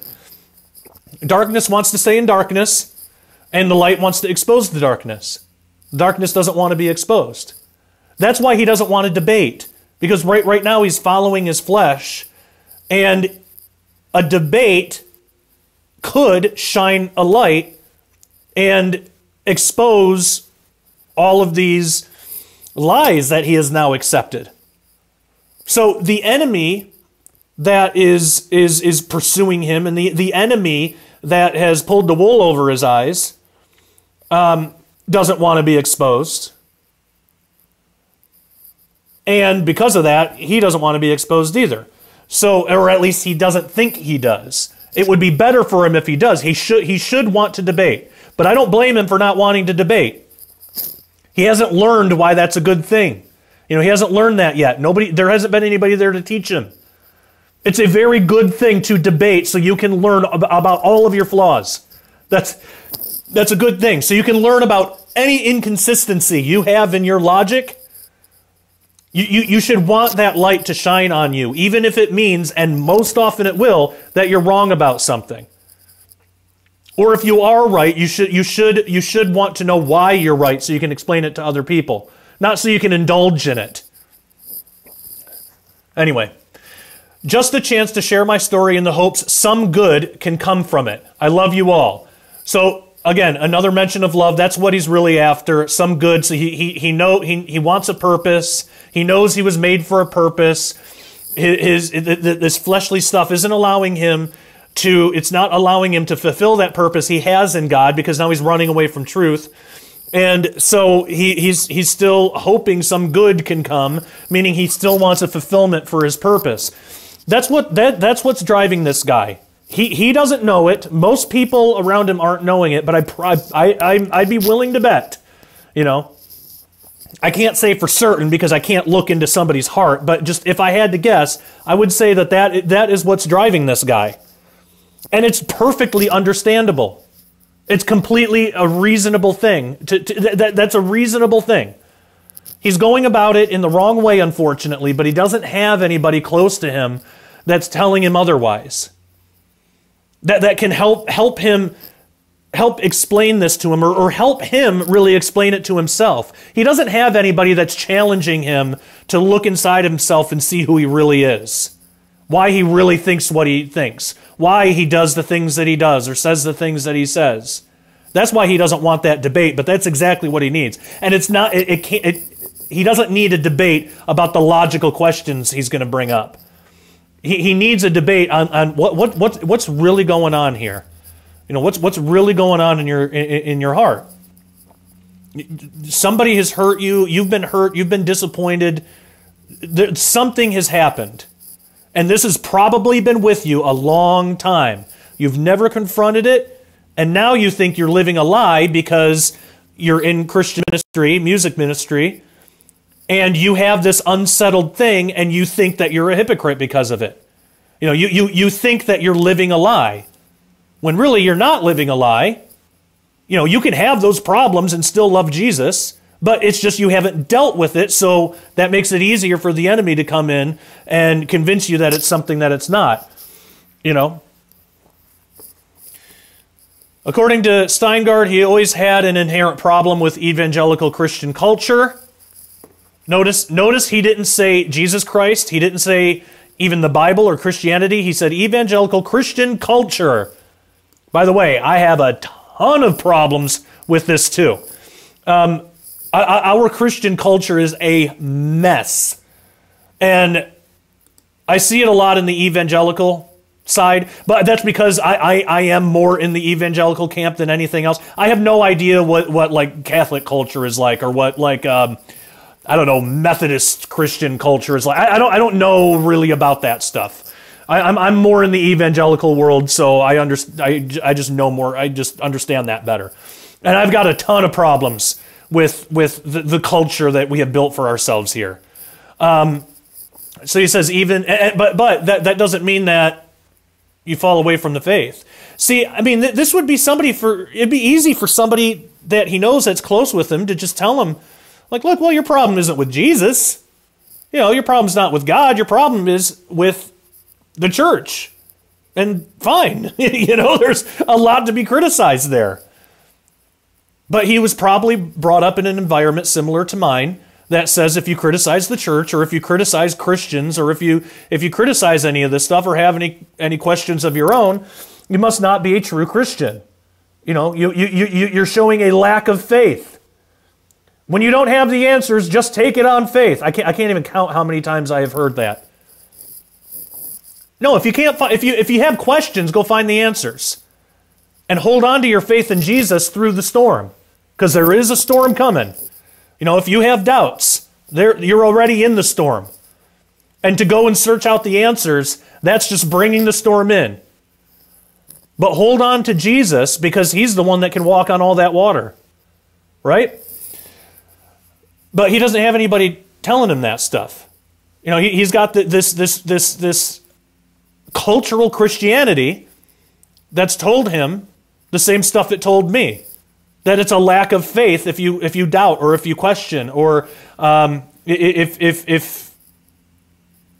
you feel these things, or if you have criticisms of how Christian culture is behaving today. All of that.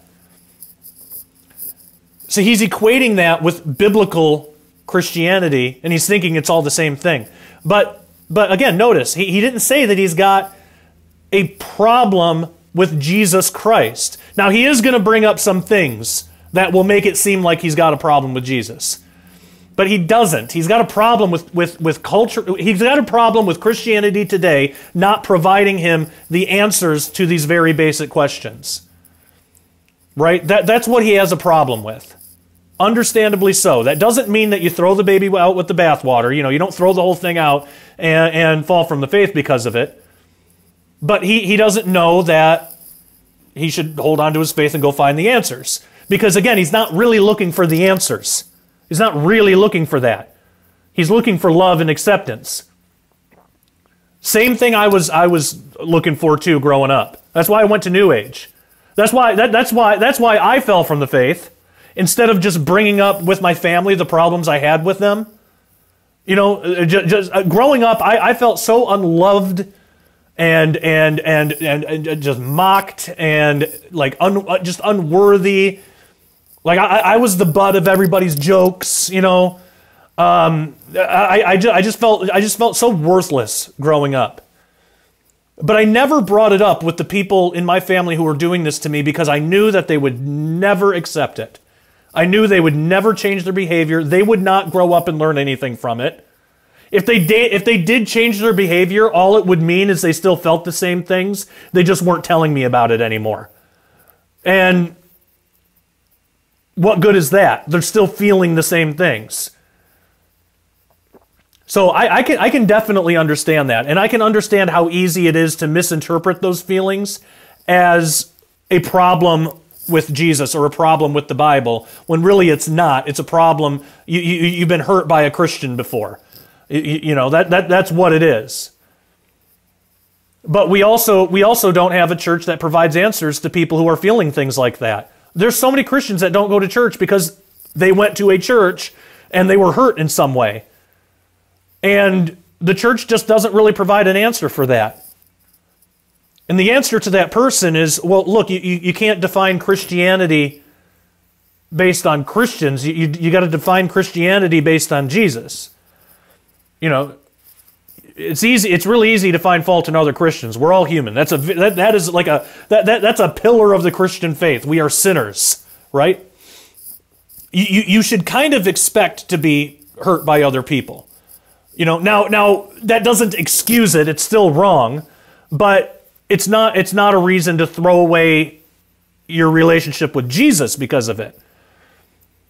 So define Christianity based on Jesus Christ, not based on Christians today or Christians at any other point in history.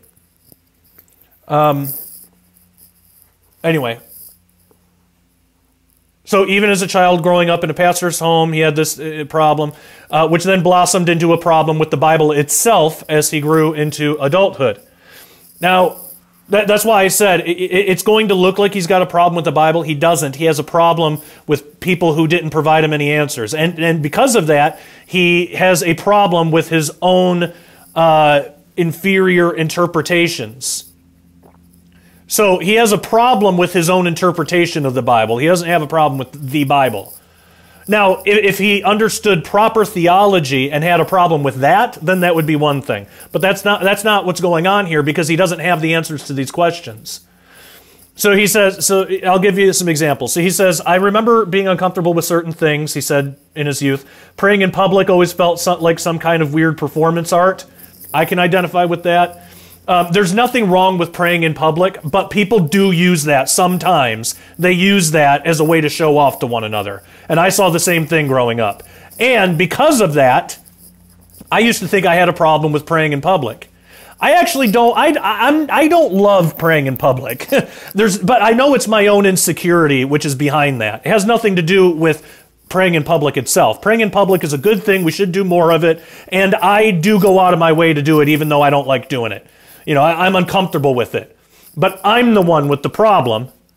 Praying in public isn't the problem. I'm the one with the problem because I saw the same kinds of things.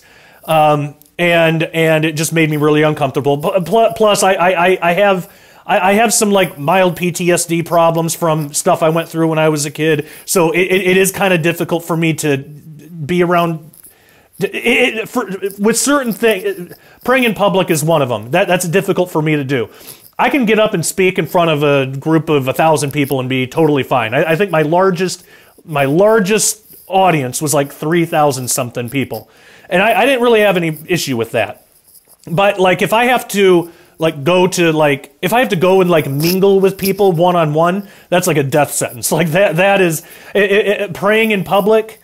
I'm uncomfortable with it just like that. Now I'll do it because it's correct and it's right. And I do feel like I need to do it, and I'm not going to coddle my emotions like that. Oh, just because I don't like doing something or just because I'm uncomfortable, then I'm not going to do it. No, I'm absolutely going to do it. I make a point to pray in public, even though I don't like doing it. I have conferences where I'll do that. If somebody for me emotionally, one of the worst things is when an individual comes up to me and asks me to pray for him or her. Now, spiritually, that's the best thing. But for my own broken, dumb emotions, my own stupid heart, you know, for that makes me so uncomfortable. But I'm the one that's wrong. I'm the one with the problem because of that. And I need to get over it. How do you get over it? The way that I may never get over it. Like, I may never be totally comfortable with that, but it doesn't matter. It's the right thing to do, and it's not about me. I'm in service. I'm here to serve you. So if you ask me to pray with you, I absolutely will. 100%. I will stop what I'm doing right then and there, and I will pray with you for as long as you want. Because I'm here to serve you. I'm not here to coddle my own stupid infantile emotions. So like, what I mean is, like, I would never want somebody to not ask me for prayer because they know that there's some part of me that's going to be uncomfortable with it. That part of me is fleshly. It's not spiritual at all. It's some fleshly thing that sprung off from abuse I went through when I was much younger. So, which has nothing to do with you. So I would never project that on you. But it took me years to get there. It took me years to start seeing it like that.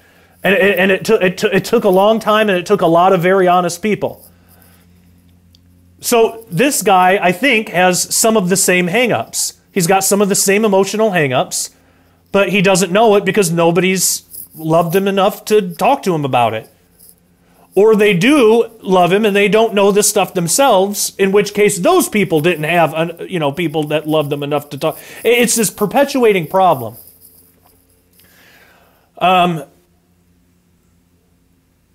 Okay.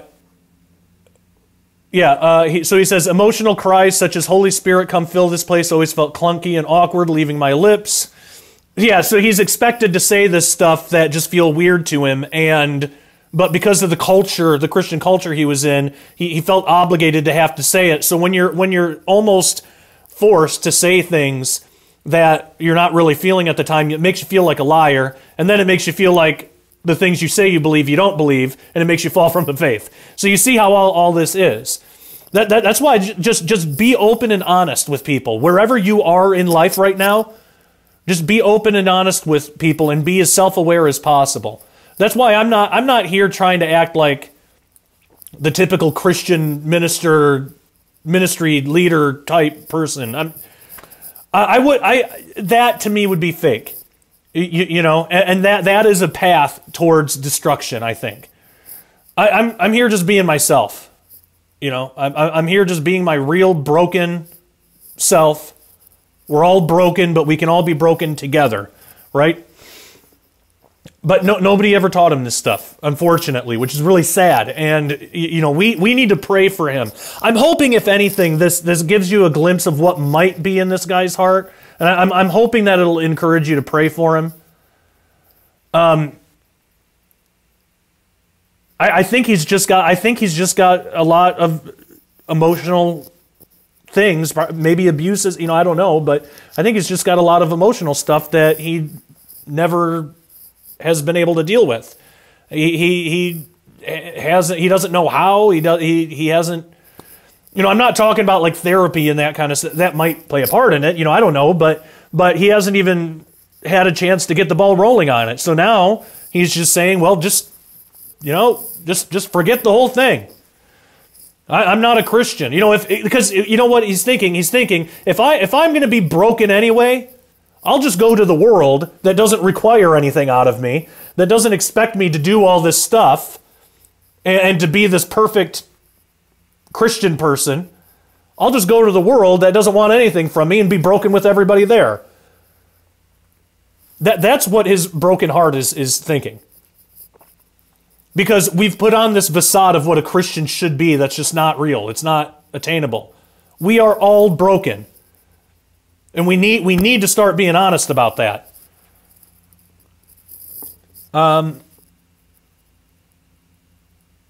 Youth conference I attended encouraged every team to sign a pledge that they would date Jesus for a year. It felt manipulative and unsettling. I didn't sign it. Well, good for him for not signing that. I have never heard of that. Have you heard of that? He had to sign a pledge that he would date Jesus for... I mean, I get it. Date Jesus is probably a metaphor for celibacy or something like that. But, oh my gosh, I wouldn't have signed that either. See, that kind of weird stuff, that's what drives people away. And then they turn that weird stuff into dogma. They turn that weird stuff into the religion itself, into Christianity itself, and it's not. Now, yeah, no sex before marriage, that is a Christian value, absolutely. But this whole creating a new doctrine of dating Jesus for a year, that's the same kind of stuff the Pharisees did, adding to the law, adding these weird little stipulations and these weird things, and that's what Jesus came and just railed against. Jesus doesn't like that kind of stuff, guys. We need to quit. We need to knock it off, because all we're doing is we're leading people on a path that's gonna make them fall away from their faith, as what happened to this guy. Date Jesus for a year. I've never heard something so ridiculous in my life. See, I read this stuff and it's like, man, I'm surprised you held on as long as you did. You know, you don't seem to have any true friends. You don't seem to have anybody that loves you enough to hurt with you. You know, you had to grow up with all this date Jesus for a year stuff. You know, you were forced to say things in public that you didn't want to say and didn't feel, and you didn't feel like you could deny that because you knew nobody was going to give you any answers. If I thought that's what Christianity was, I wouldn't want anything to do with it. The reason he's falling away from the faith is because he thinks this is what Christianity is, because he doesn't know any better. You know, he doesn't know about the personal relationship with Jesus part in it. Because a lot of times that is skipped over in the church. You know, they'll talk about it in like cliche ways, real surface level stuff, but they don't focus on, like they don't, that's like the bedrock of our faith. That is like, that should permeate everything else. But that gets glossed over in favor of date Jesus for a year doctrine and weird stuff like that. Man, this guy really needs our prayer. I mean, the more I'm reading this, just the more my heart is just absolutely breaking for this guy. Like I said, I don't know him. I don't know his music. I have a feeling I probably wouldn't care for his music because I don't like that style of music very much, but that doesn't matter. I mean, I'm surprised he held on as long as he did. I'm hoping, what I'm hoping is that he will realize that he's falling away from cultural Christianity and hopefully not his relationship with Jesus. You know, I'm hoping, because that's when I say I fell away from my faith, you know, before I got into New Age, I never denied Jesus. I never broke off my relationship with him, you know. But when I fell from my faith, I thought that I was rejecting, like I thought, it was weird because I didn't really know what Christianity was. So I actually thought I was still being a Christian, but I was adding to it. I don't know. I thought all sorts of weird things, but I didn't deny Jesus. So hopefully what it is for this guy is, hopefully he's just rejecting cultural Christianity, and hopefully in time he'll learn that that's what he's doing, and it's not that. It sounds like all of his problems are the same problems I have with cultural Christianity, but my problems aren't with Jesus. Now he's going to bring up in a minute, he's going to bring up some problems that he has with the Bible and things, but they are very easy. There's easy solutions to all these. I don't think that he's seeked them out because I think he has problems that are way more important to him, way deeper, the emotional stuff. I don't think the problems that he's about to bring up about the Bible, I actually don't think he cares about that much. I think what's really doing him in right now is the type of Christianity he's been following. It's a very watered down, ineffectual version of Christian. It's just not real Christianity. It's not. And I hope that the way this story ends is that it turns out that's all he's rejecting. And I don't mean this story, this article. I mean his story, you know, his life. That I hope there comes a day, like it did for me, that he will realize what his real problem was with cultural Christianity. It wasn't with Jesus. It wasn't with the Bible itself. Despite those concerns in his youth, he still ended up pursuing music and genuinely found some peace with the band Hawk Nelson. However, as time grew on, Steingart increasingly had trouble with the concept of evil. If God is all-loving and all-powerful, why is there evil in the world? Can you not do anything about it? Did he choose not to? Is the evil in the world a result of the desire to give us free will? Okay, then what about famine and disease and floods and all the suffering that isn't caused by humans in our free will? God is loving. Why does he send people to hell? Were all questions that plagued him. All right, all of these, these are very basic apologetic questions that there are answers to. I actually did, and I can just do brief. I'll do brief, but I did. Stephen Bancars and I, go to dailyrenegade.com. You can find our whole conversation. We spoke at length about these very same questions. At length. We spoke about them and really got into how to answer all these and what it all means. Basically, he's got three basic questions here. One, the problem of unconscious evil. The problem of intelligent or conscious evil is the second one. And then the not understanding justice, you know, a just to God kind of thing. Let me deal with the hell one first. First, you can There's different ideas about hell. There's different versions, like there's different interpretations, I guess I should say, about hell. And you can be a Christian and not believe in eternal torment. Like, that doesn't negate your salvation. Now, I do believe in eternal torment. I don't like it, but, I do believe in it. But there are Christian friends that I have that are totally, they follow Jesus, they love Jesus, but they believe in, say, annihilation or something. There's a lot of different versions of, like, the whole idea of hell. But let's take the eternal torment. Well, why does he send people to hell? And we as Christians have gotten used to saying, he doesn't send people to hell, people send themselves to hell. Like, we think that that's some kind of deep thought or something. We got to quit saying that. That when we say that, all the other person hears is, oh, they don't have an answer, and they're blaming the victim. Because they're seeing being sent to hell as being victimized. They're seeing it as an act that God is victimizing somebody. So we gotta show them how that's not really what's happening here. For one thing, eternal torment doesn't mean torment forever and ever and ever. It is that, but it's a state outside of time that just where you are, what you are, when you enter eternity, that's what you are, because there is no time to be anything else. There's no time to change or to get better or to become something. That's over. It's a state outside of time. So that's the first part. So eternal torment, it's being separated from Jesus in eternity. Now, why are we separated from Jesus? Because at one point or another, that person, whoever the person is in question, has rejected him and has decided that he doesn't want to have a relationship with Jesus. He hasn't pursued one. Now, this would not count for people who have never heard the gospel. As far as I can tell, people who have never heard the gospel, Paul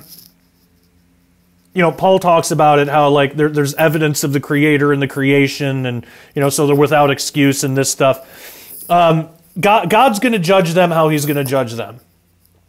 But I don't think Jesus expects people to like give their lives over to Jesus if they've never heard of Jesus before. So I think it's a little different there. I think that they do need to believe in God. I mean, they need to believe that there's a Creator, and I think that they have to want to have a relationship with the Creator. They have to be pursuing like who this is, what is this all about, because ultimately when we accept Jesus, that's what we're doing. We're pursuing this relationship with our Creator through Jesus, because there is no salvation without Jesus. But again, Jesus is God in the flesh, so it's the whole Trinity thing. So if you're not doing that, God, because He's perfectly sovereign, He's just, He has awarded you free will. You are free to make that choice. He's not punishing. It's not. There is wicked. There's a whole part of this that is the punishment of the wicked. He's a just God. So because justice is a part of His nature, He has to judge things justly, I guess. He has to be a righteous judge because that's just His nature. That's what He is. So like. You run a red light, you go in front of a judge. Sometimes you see these videos of the judge saying, well, you had a rough life, so we'll let you off with a warning this time. And everybody's like, oh, that's a good judge. That's a good person, but that's not a good judge. That's a good person. Why isn't he a good judge? Because he's not judging according to the law. Again, it doesn't make him a bad person. He's a great person. I love it when judges do that. I think that's fine. But according to our American set of laws, which is imperfect, by the way, but according to those laws, he is not judging perfectly according to those laws. There's a certain punishment for that, and he's not judging in accordance to that. So, okay. Now, With God, it's not like he came up with it's not like he just decided one day to write these laws and these are the laws. They're birthed from his nature. They're expressions of his nature. So like whereas like in America, there was a time that a law was created, and now that law exists, and now we have to follow that law. That's not how it is with God. With God, these laws, these things that we call laws, they have always existed because they are expressions of God's nature. There are things that are in line with his nature, and those things are called righteous and holy. And there are things that are against his nature, and those things are called unholy, wicked, and unclean, and those things are by nature. Those things are set apart. They cannot be in line with God's nature. It's logically impossible. That's like saying a circle has four sides. That's like saying a circle has four 90-degree right angles. No, that is impossible. That's a logical impossibility. So by its very nature, sin is set apart and separated from God. It's not God's fault. I mean, this is his nature. This is how he is. So when human beings fell into sin, we, by our nature, are set apart from God. So that being the case, what God does is says, okay, well, I'm going to make a way for you to be able to get back to me because I love you so much that I will absolutely do that for you. I will provide you a way to come back. There's a way that you can come back. You can be reconciled. You just can't do it with your sin, because again, that's like the square circle thing. It's just an impossibility. But I will provide this way for you to come back. And based on his nature, everything, all of his expressions of who he is, which are recorded as laws, through all that, there is one way through Jesus that it's possible. It's not like God just sat up one day and got up and thought, I've got a good idea. I'm going to make one way for salvation, and this is the only way that... It's not that. It's that this is just the only way that it could possibly be because of who God is. And he doesn't change. He can't help like who he is or what he is. There is no fault in him. There is nothing to help. There is nothing to be regretful or remorseful for. He is the most perfect that there ever could be. And through the nature of that perfection, there is one way that people can not be separated from it. And that's through Jesus. Okay? So, what about people that don't accept Jesus? Well, then through their own free will, they're not accepting that gift. Then by nature, by just that very nature of how the thing is, of how this whole thing is, then they go into eternity. When they die, they go into eternity separate from God. And because it's eternity and there's no time, that's why it's forever. That's why they can't be forgiven. That's why they can't be forgiven anymore. That's why God gave us time. Time, I think, is a weird anomaly that God created in order to give us time. There's just no better word for it. Time to choose him, to become something other than what we are. That's why when an angel falls, there's no redemption for them because they're in and out of eternity. They're spiritual beings. There is no like angelic redeemer that it can't work with that part of reality. And it's hard to talk about because there's so much we don't know about it. But I've been talking so much and just leaving it on that article. But so if people don't have that relationship, if they don't pursue a relationship with God through Jesus and want to get back to him, then God honors that free will. He gave us free will. He's not going to go back on that. He honors that free will, and they remain separate. That's just how they are. It's not about God sending people to hell. That does happen, but it's not about that. That's not the whole story of what. That's not the context around it. You know, people look at the God sending people to hell, and they don't see the greater context around what's actually happening here. So they are eternally, by nature, separate from God, with no way to return to Him. And that, I think, is really the beginning of hell. Like that is hell.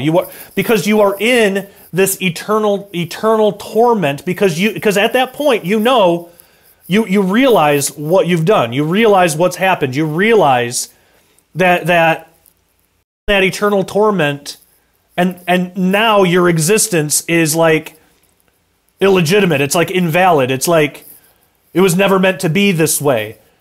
And because it's a spiritual thing, that torment is expressed objectively as well. That's where like the fire, the lake of fire, all of that stuff comes into play. So that is more. It's not a full answer. There's a lot more to it, but my screen froze and I could talk for another 2 or 3 hours on the subject. But that's part of what it is. Okay, looks like we got our screen back.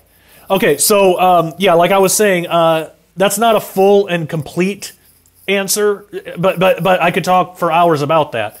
But there are answers to that. You know, there are reasons, and some of it has to do with what eternity is, what time is, what hell is, what separation from God means, what God's natures are, what laws are. And you know, in the church, we're not given the proper definitions to any of this stuff. So of course we're going to have questions like this. The other couple points. Why is there evil in the world? Basically, well, people do have free will, and so people are allowed to exercise that free will. And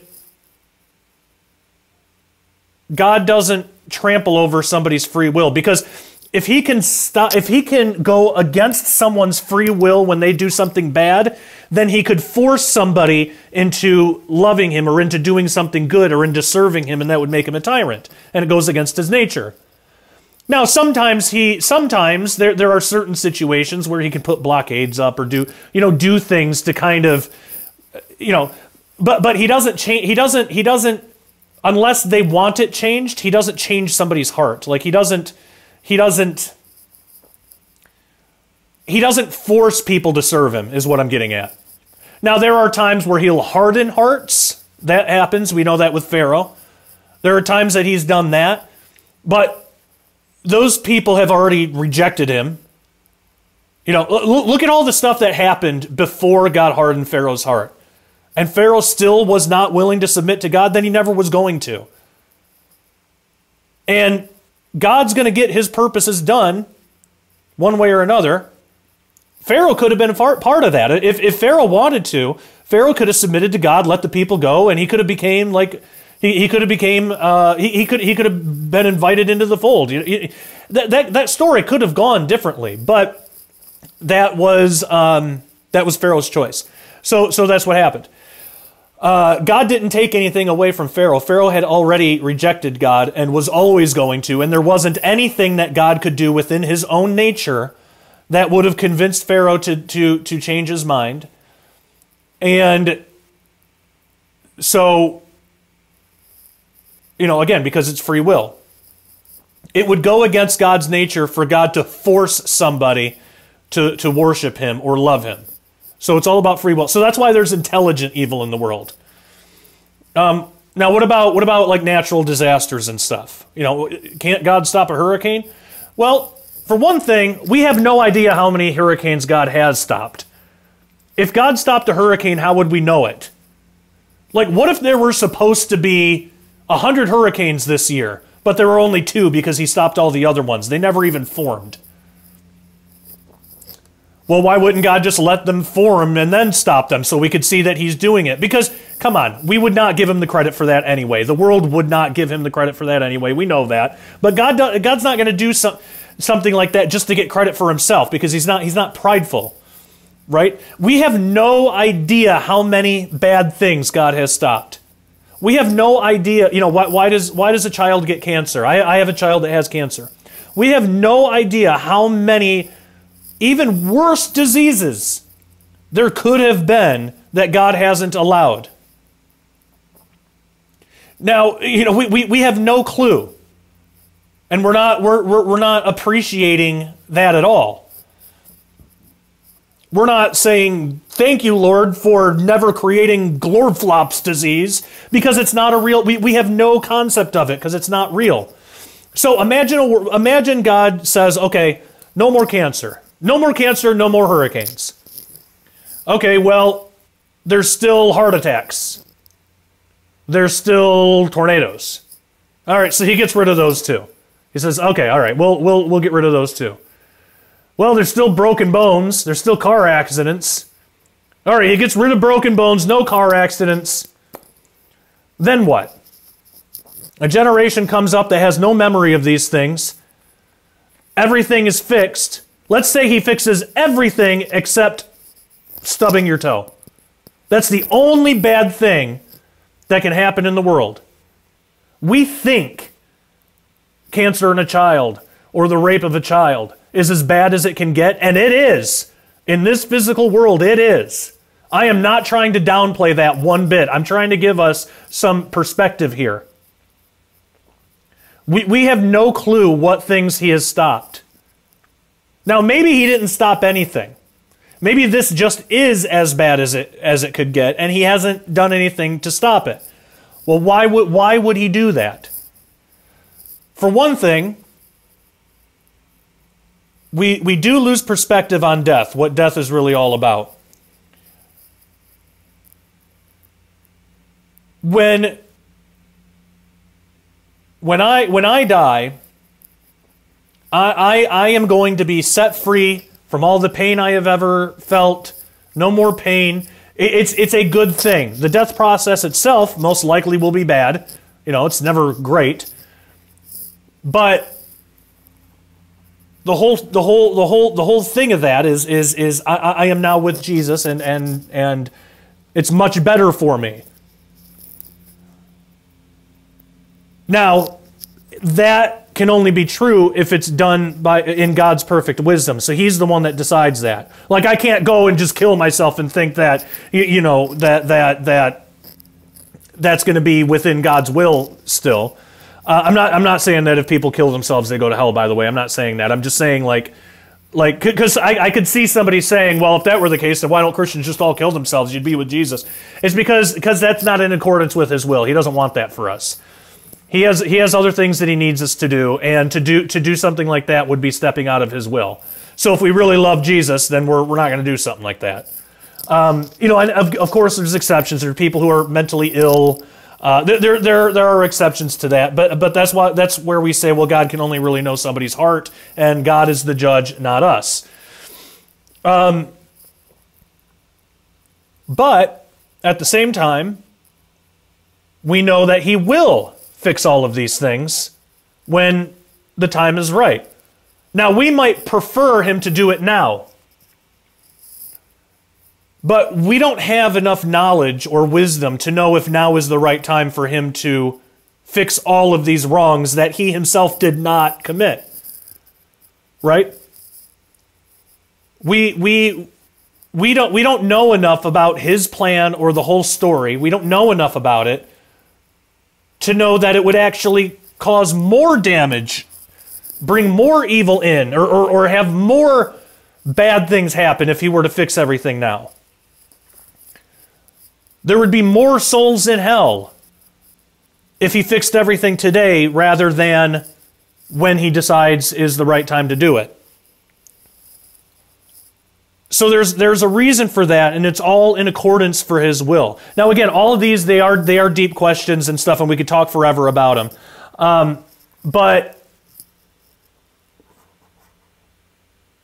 with a lot of these, we're going to be searching for answers for the rest of our lives on them. I don't have all the answers to this, but it's not anything that's going to make me lose my faith, because I don't require to know the answers for me to hold on to my faith.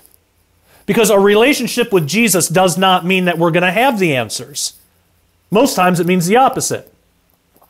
But that's not what our relationship with Jesus should hinge upon. You know?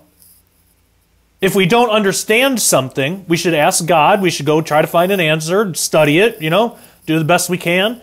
But that shouldn't play a role in our relationship. Like, it's like if a kid does not understand what his dad does for it, like let's say his dad is an electrical engineer, and the 5-year-old has no clue, has no way to understand what that job is really all about or what it means. So the dad dumbs it down and says, well, here's something you can understand. You know, you turn the lights on, the light comes on, put the light off, you know, turn the switch off, the light goes off.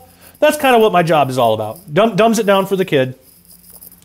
But now the kid can't understand, well, why are some lights on and some lights off? And, you know, why aren't... You know, the kid's going to have questions about that. That because of the child's stage of development, the father isn't going to really be able to explain. The kid doesn't hate the dad because of that. You know, the kid still loves the dad, trusts the dad, but is still curious. So it's good to be curious, but the kid isn't suspicious of his dad. The kid's very curious, but his love for his dad isn't hinged on the information that his dad is able to provide. So our relationship with Jesus should not hinge on the information that he can provide to us. If we don't know something, then we can go and look for the answer, but what if it's just that you don't understand what he's doing? Couldn't it be that? Because if you don't like how he's doing things, then you're assuming he's doing something wrong, and you're also assuming that you would know better, which means that God, in that reality, God created an entity that knows better than he himself does. That's logically impossible. Like, how could God create a source of truth greater than himself? It's impossible. So you can bring up these like logical fallacies, you know, and do it in love. You know, don't make the guy feel like an idiot because of it, because he probably hasn't thought about it, not this deeply, because we as humans, we tend to react on our emotions and our feelings, on our hearts. That's why God says that the heart is deceitful and wicked. We tend to rely on our hearts for this kind of stuff, and not our brains so much. But you can cut through the heart. You can get there through the brain, you know, sometimes. But even that, it all depends on the person. What's going to be really effective is showing love to these people. Showing love, praying for them. And the ultimate source of love is God himself. So praying that the Holy Spirit will move in this person's life. And that's the way we should look at it. That's the way it should go. Okay, this Peck Report has gone on long enough. There's more we could talk about, and we certainly will in future Peck Reports. Oh, I promised we were going to get into 1 John 2. Let's do that real quick. I totally forgot about that, because I did say that we were going to, so we do need to. Okay. The verse is 1 John 2:19. They went out from us, but they were not of us. For if they had been of us, they would no doubt have continued with us. But they went out that they may be made manifest. They were not of us. They were not all of us. This verse has been used to say, if somebody falls away from their faith, they were never a true Christian. Is that really what that verse is saying? And are you sure you really want to hinge on that? For one thing, you're totally disregarding free will. A person with free will can accept Jesus and then can decide later that they want nothing to do with him. They can exercise that free will. Now, if they do that, I believe that they will be going to hell. We have free will. Now, people want to always turn this into a once saved, always saved versus, you know, can you lose your salvation argument. It's not about that. Because what they turn it into is, well, then that just means that you could commit a sin and then God could just revoke your salvation. No, it doesn't. These are two totally separate things. It is once saved, always saved, as long as you choose to follow Jesus and you want to be saved. That doesn't mean that if you commit a sin that God is going to reject you. But you could still reject Jesus if you wanted to. If you decided you don't want anything to do with him, you don't believe him in anymore, if you decide that, you're free to do that, but you're not going to be with him in eternity. In that sense, you have lost your salvation. Now, if you're a Christian, you believe in Jesus and you mess up, or you get caught in some habitual sin, you should not be doing that, but you're not going to lose your salvation over that. You know, you will be out of step with God, with God's will for you. You know, and if you love him, you should want to do what he says, all that kind of stuff. But he's not going to just throw you into hell because I don't know, you made it, you thought about a girl or something. I don't know. You made a mistake. He knows you're going to make mistakes. So these are two totally separate things. It's not a once saved, always saved. All right. Now, so they take this verse and they say, this means anybody who falls away from the faith, they were never really Christian to begin with. That's not what the verse says. That's not the context. That is not what's going on here, and that is not true. So we as Christians need to quit saying that. Let's read and see what John is talking about here. Up here, we can pick up the context up here in verse 18. Little children, it is the last time. Okay, it's like end times. That's what he's getting at here. We're living in the last of the times. And as ye have heard that antichrists shall come, even now there are many antichrists. So there's a lot of antichrists, whereby we know that it is the end times. So we know that it's the end times because there are antichrists around. They are antichrists, okay? There are many antichrists. So he's making a distinction here. There's the little children, there's us, there's Christians, and there's the antichrists. The people who are not Christians. They are a thing that is not Christian. They are antichrists, okay? You got two separate groups there. Two separate groups. All right, let me get back on screen share here. Sorry about that. So what does it say?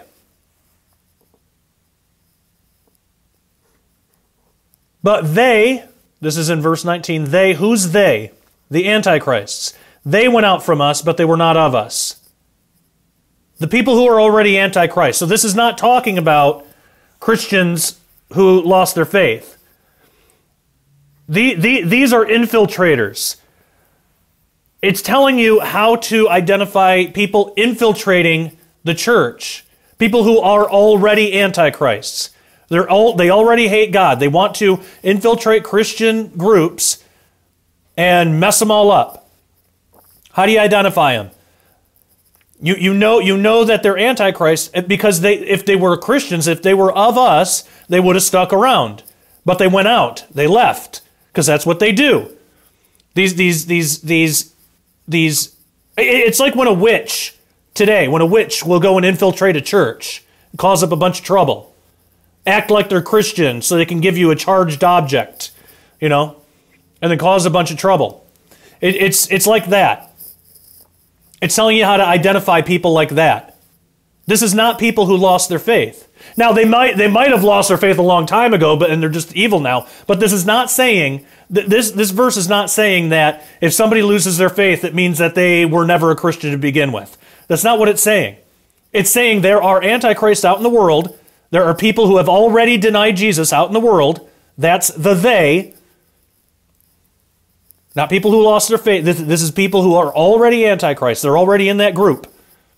And they are going to come and try to infiltrate your groups. But they will leave, and that's how you know that they're not Christians. Even if they act like Christian, you know that they're not because they will leave. Now, when somebody loses their faith, they still tend to hang around. They tend to still have a lot of the same Christian friends. They don't just leave and then you find out, oh, this guy actually has a bunch of Satanist friends, and it turns out he's been in these Satanist groups for 5 years, or, whatever. So when we misinterpret the verse, we're losing out on a warning, and we're creating this weird new doctrine.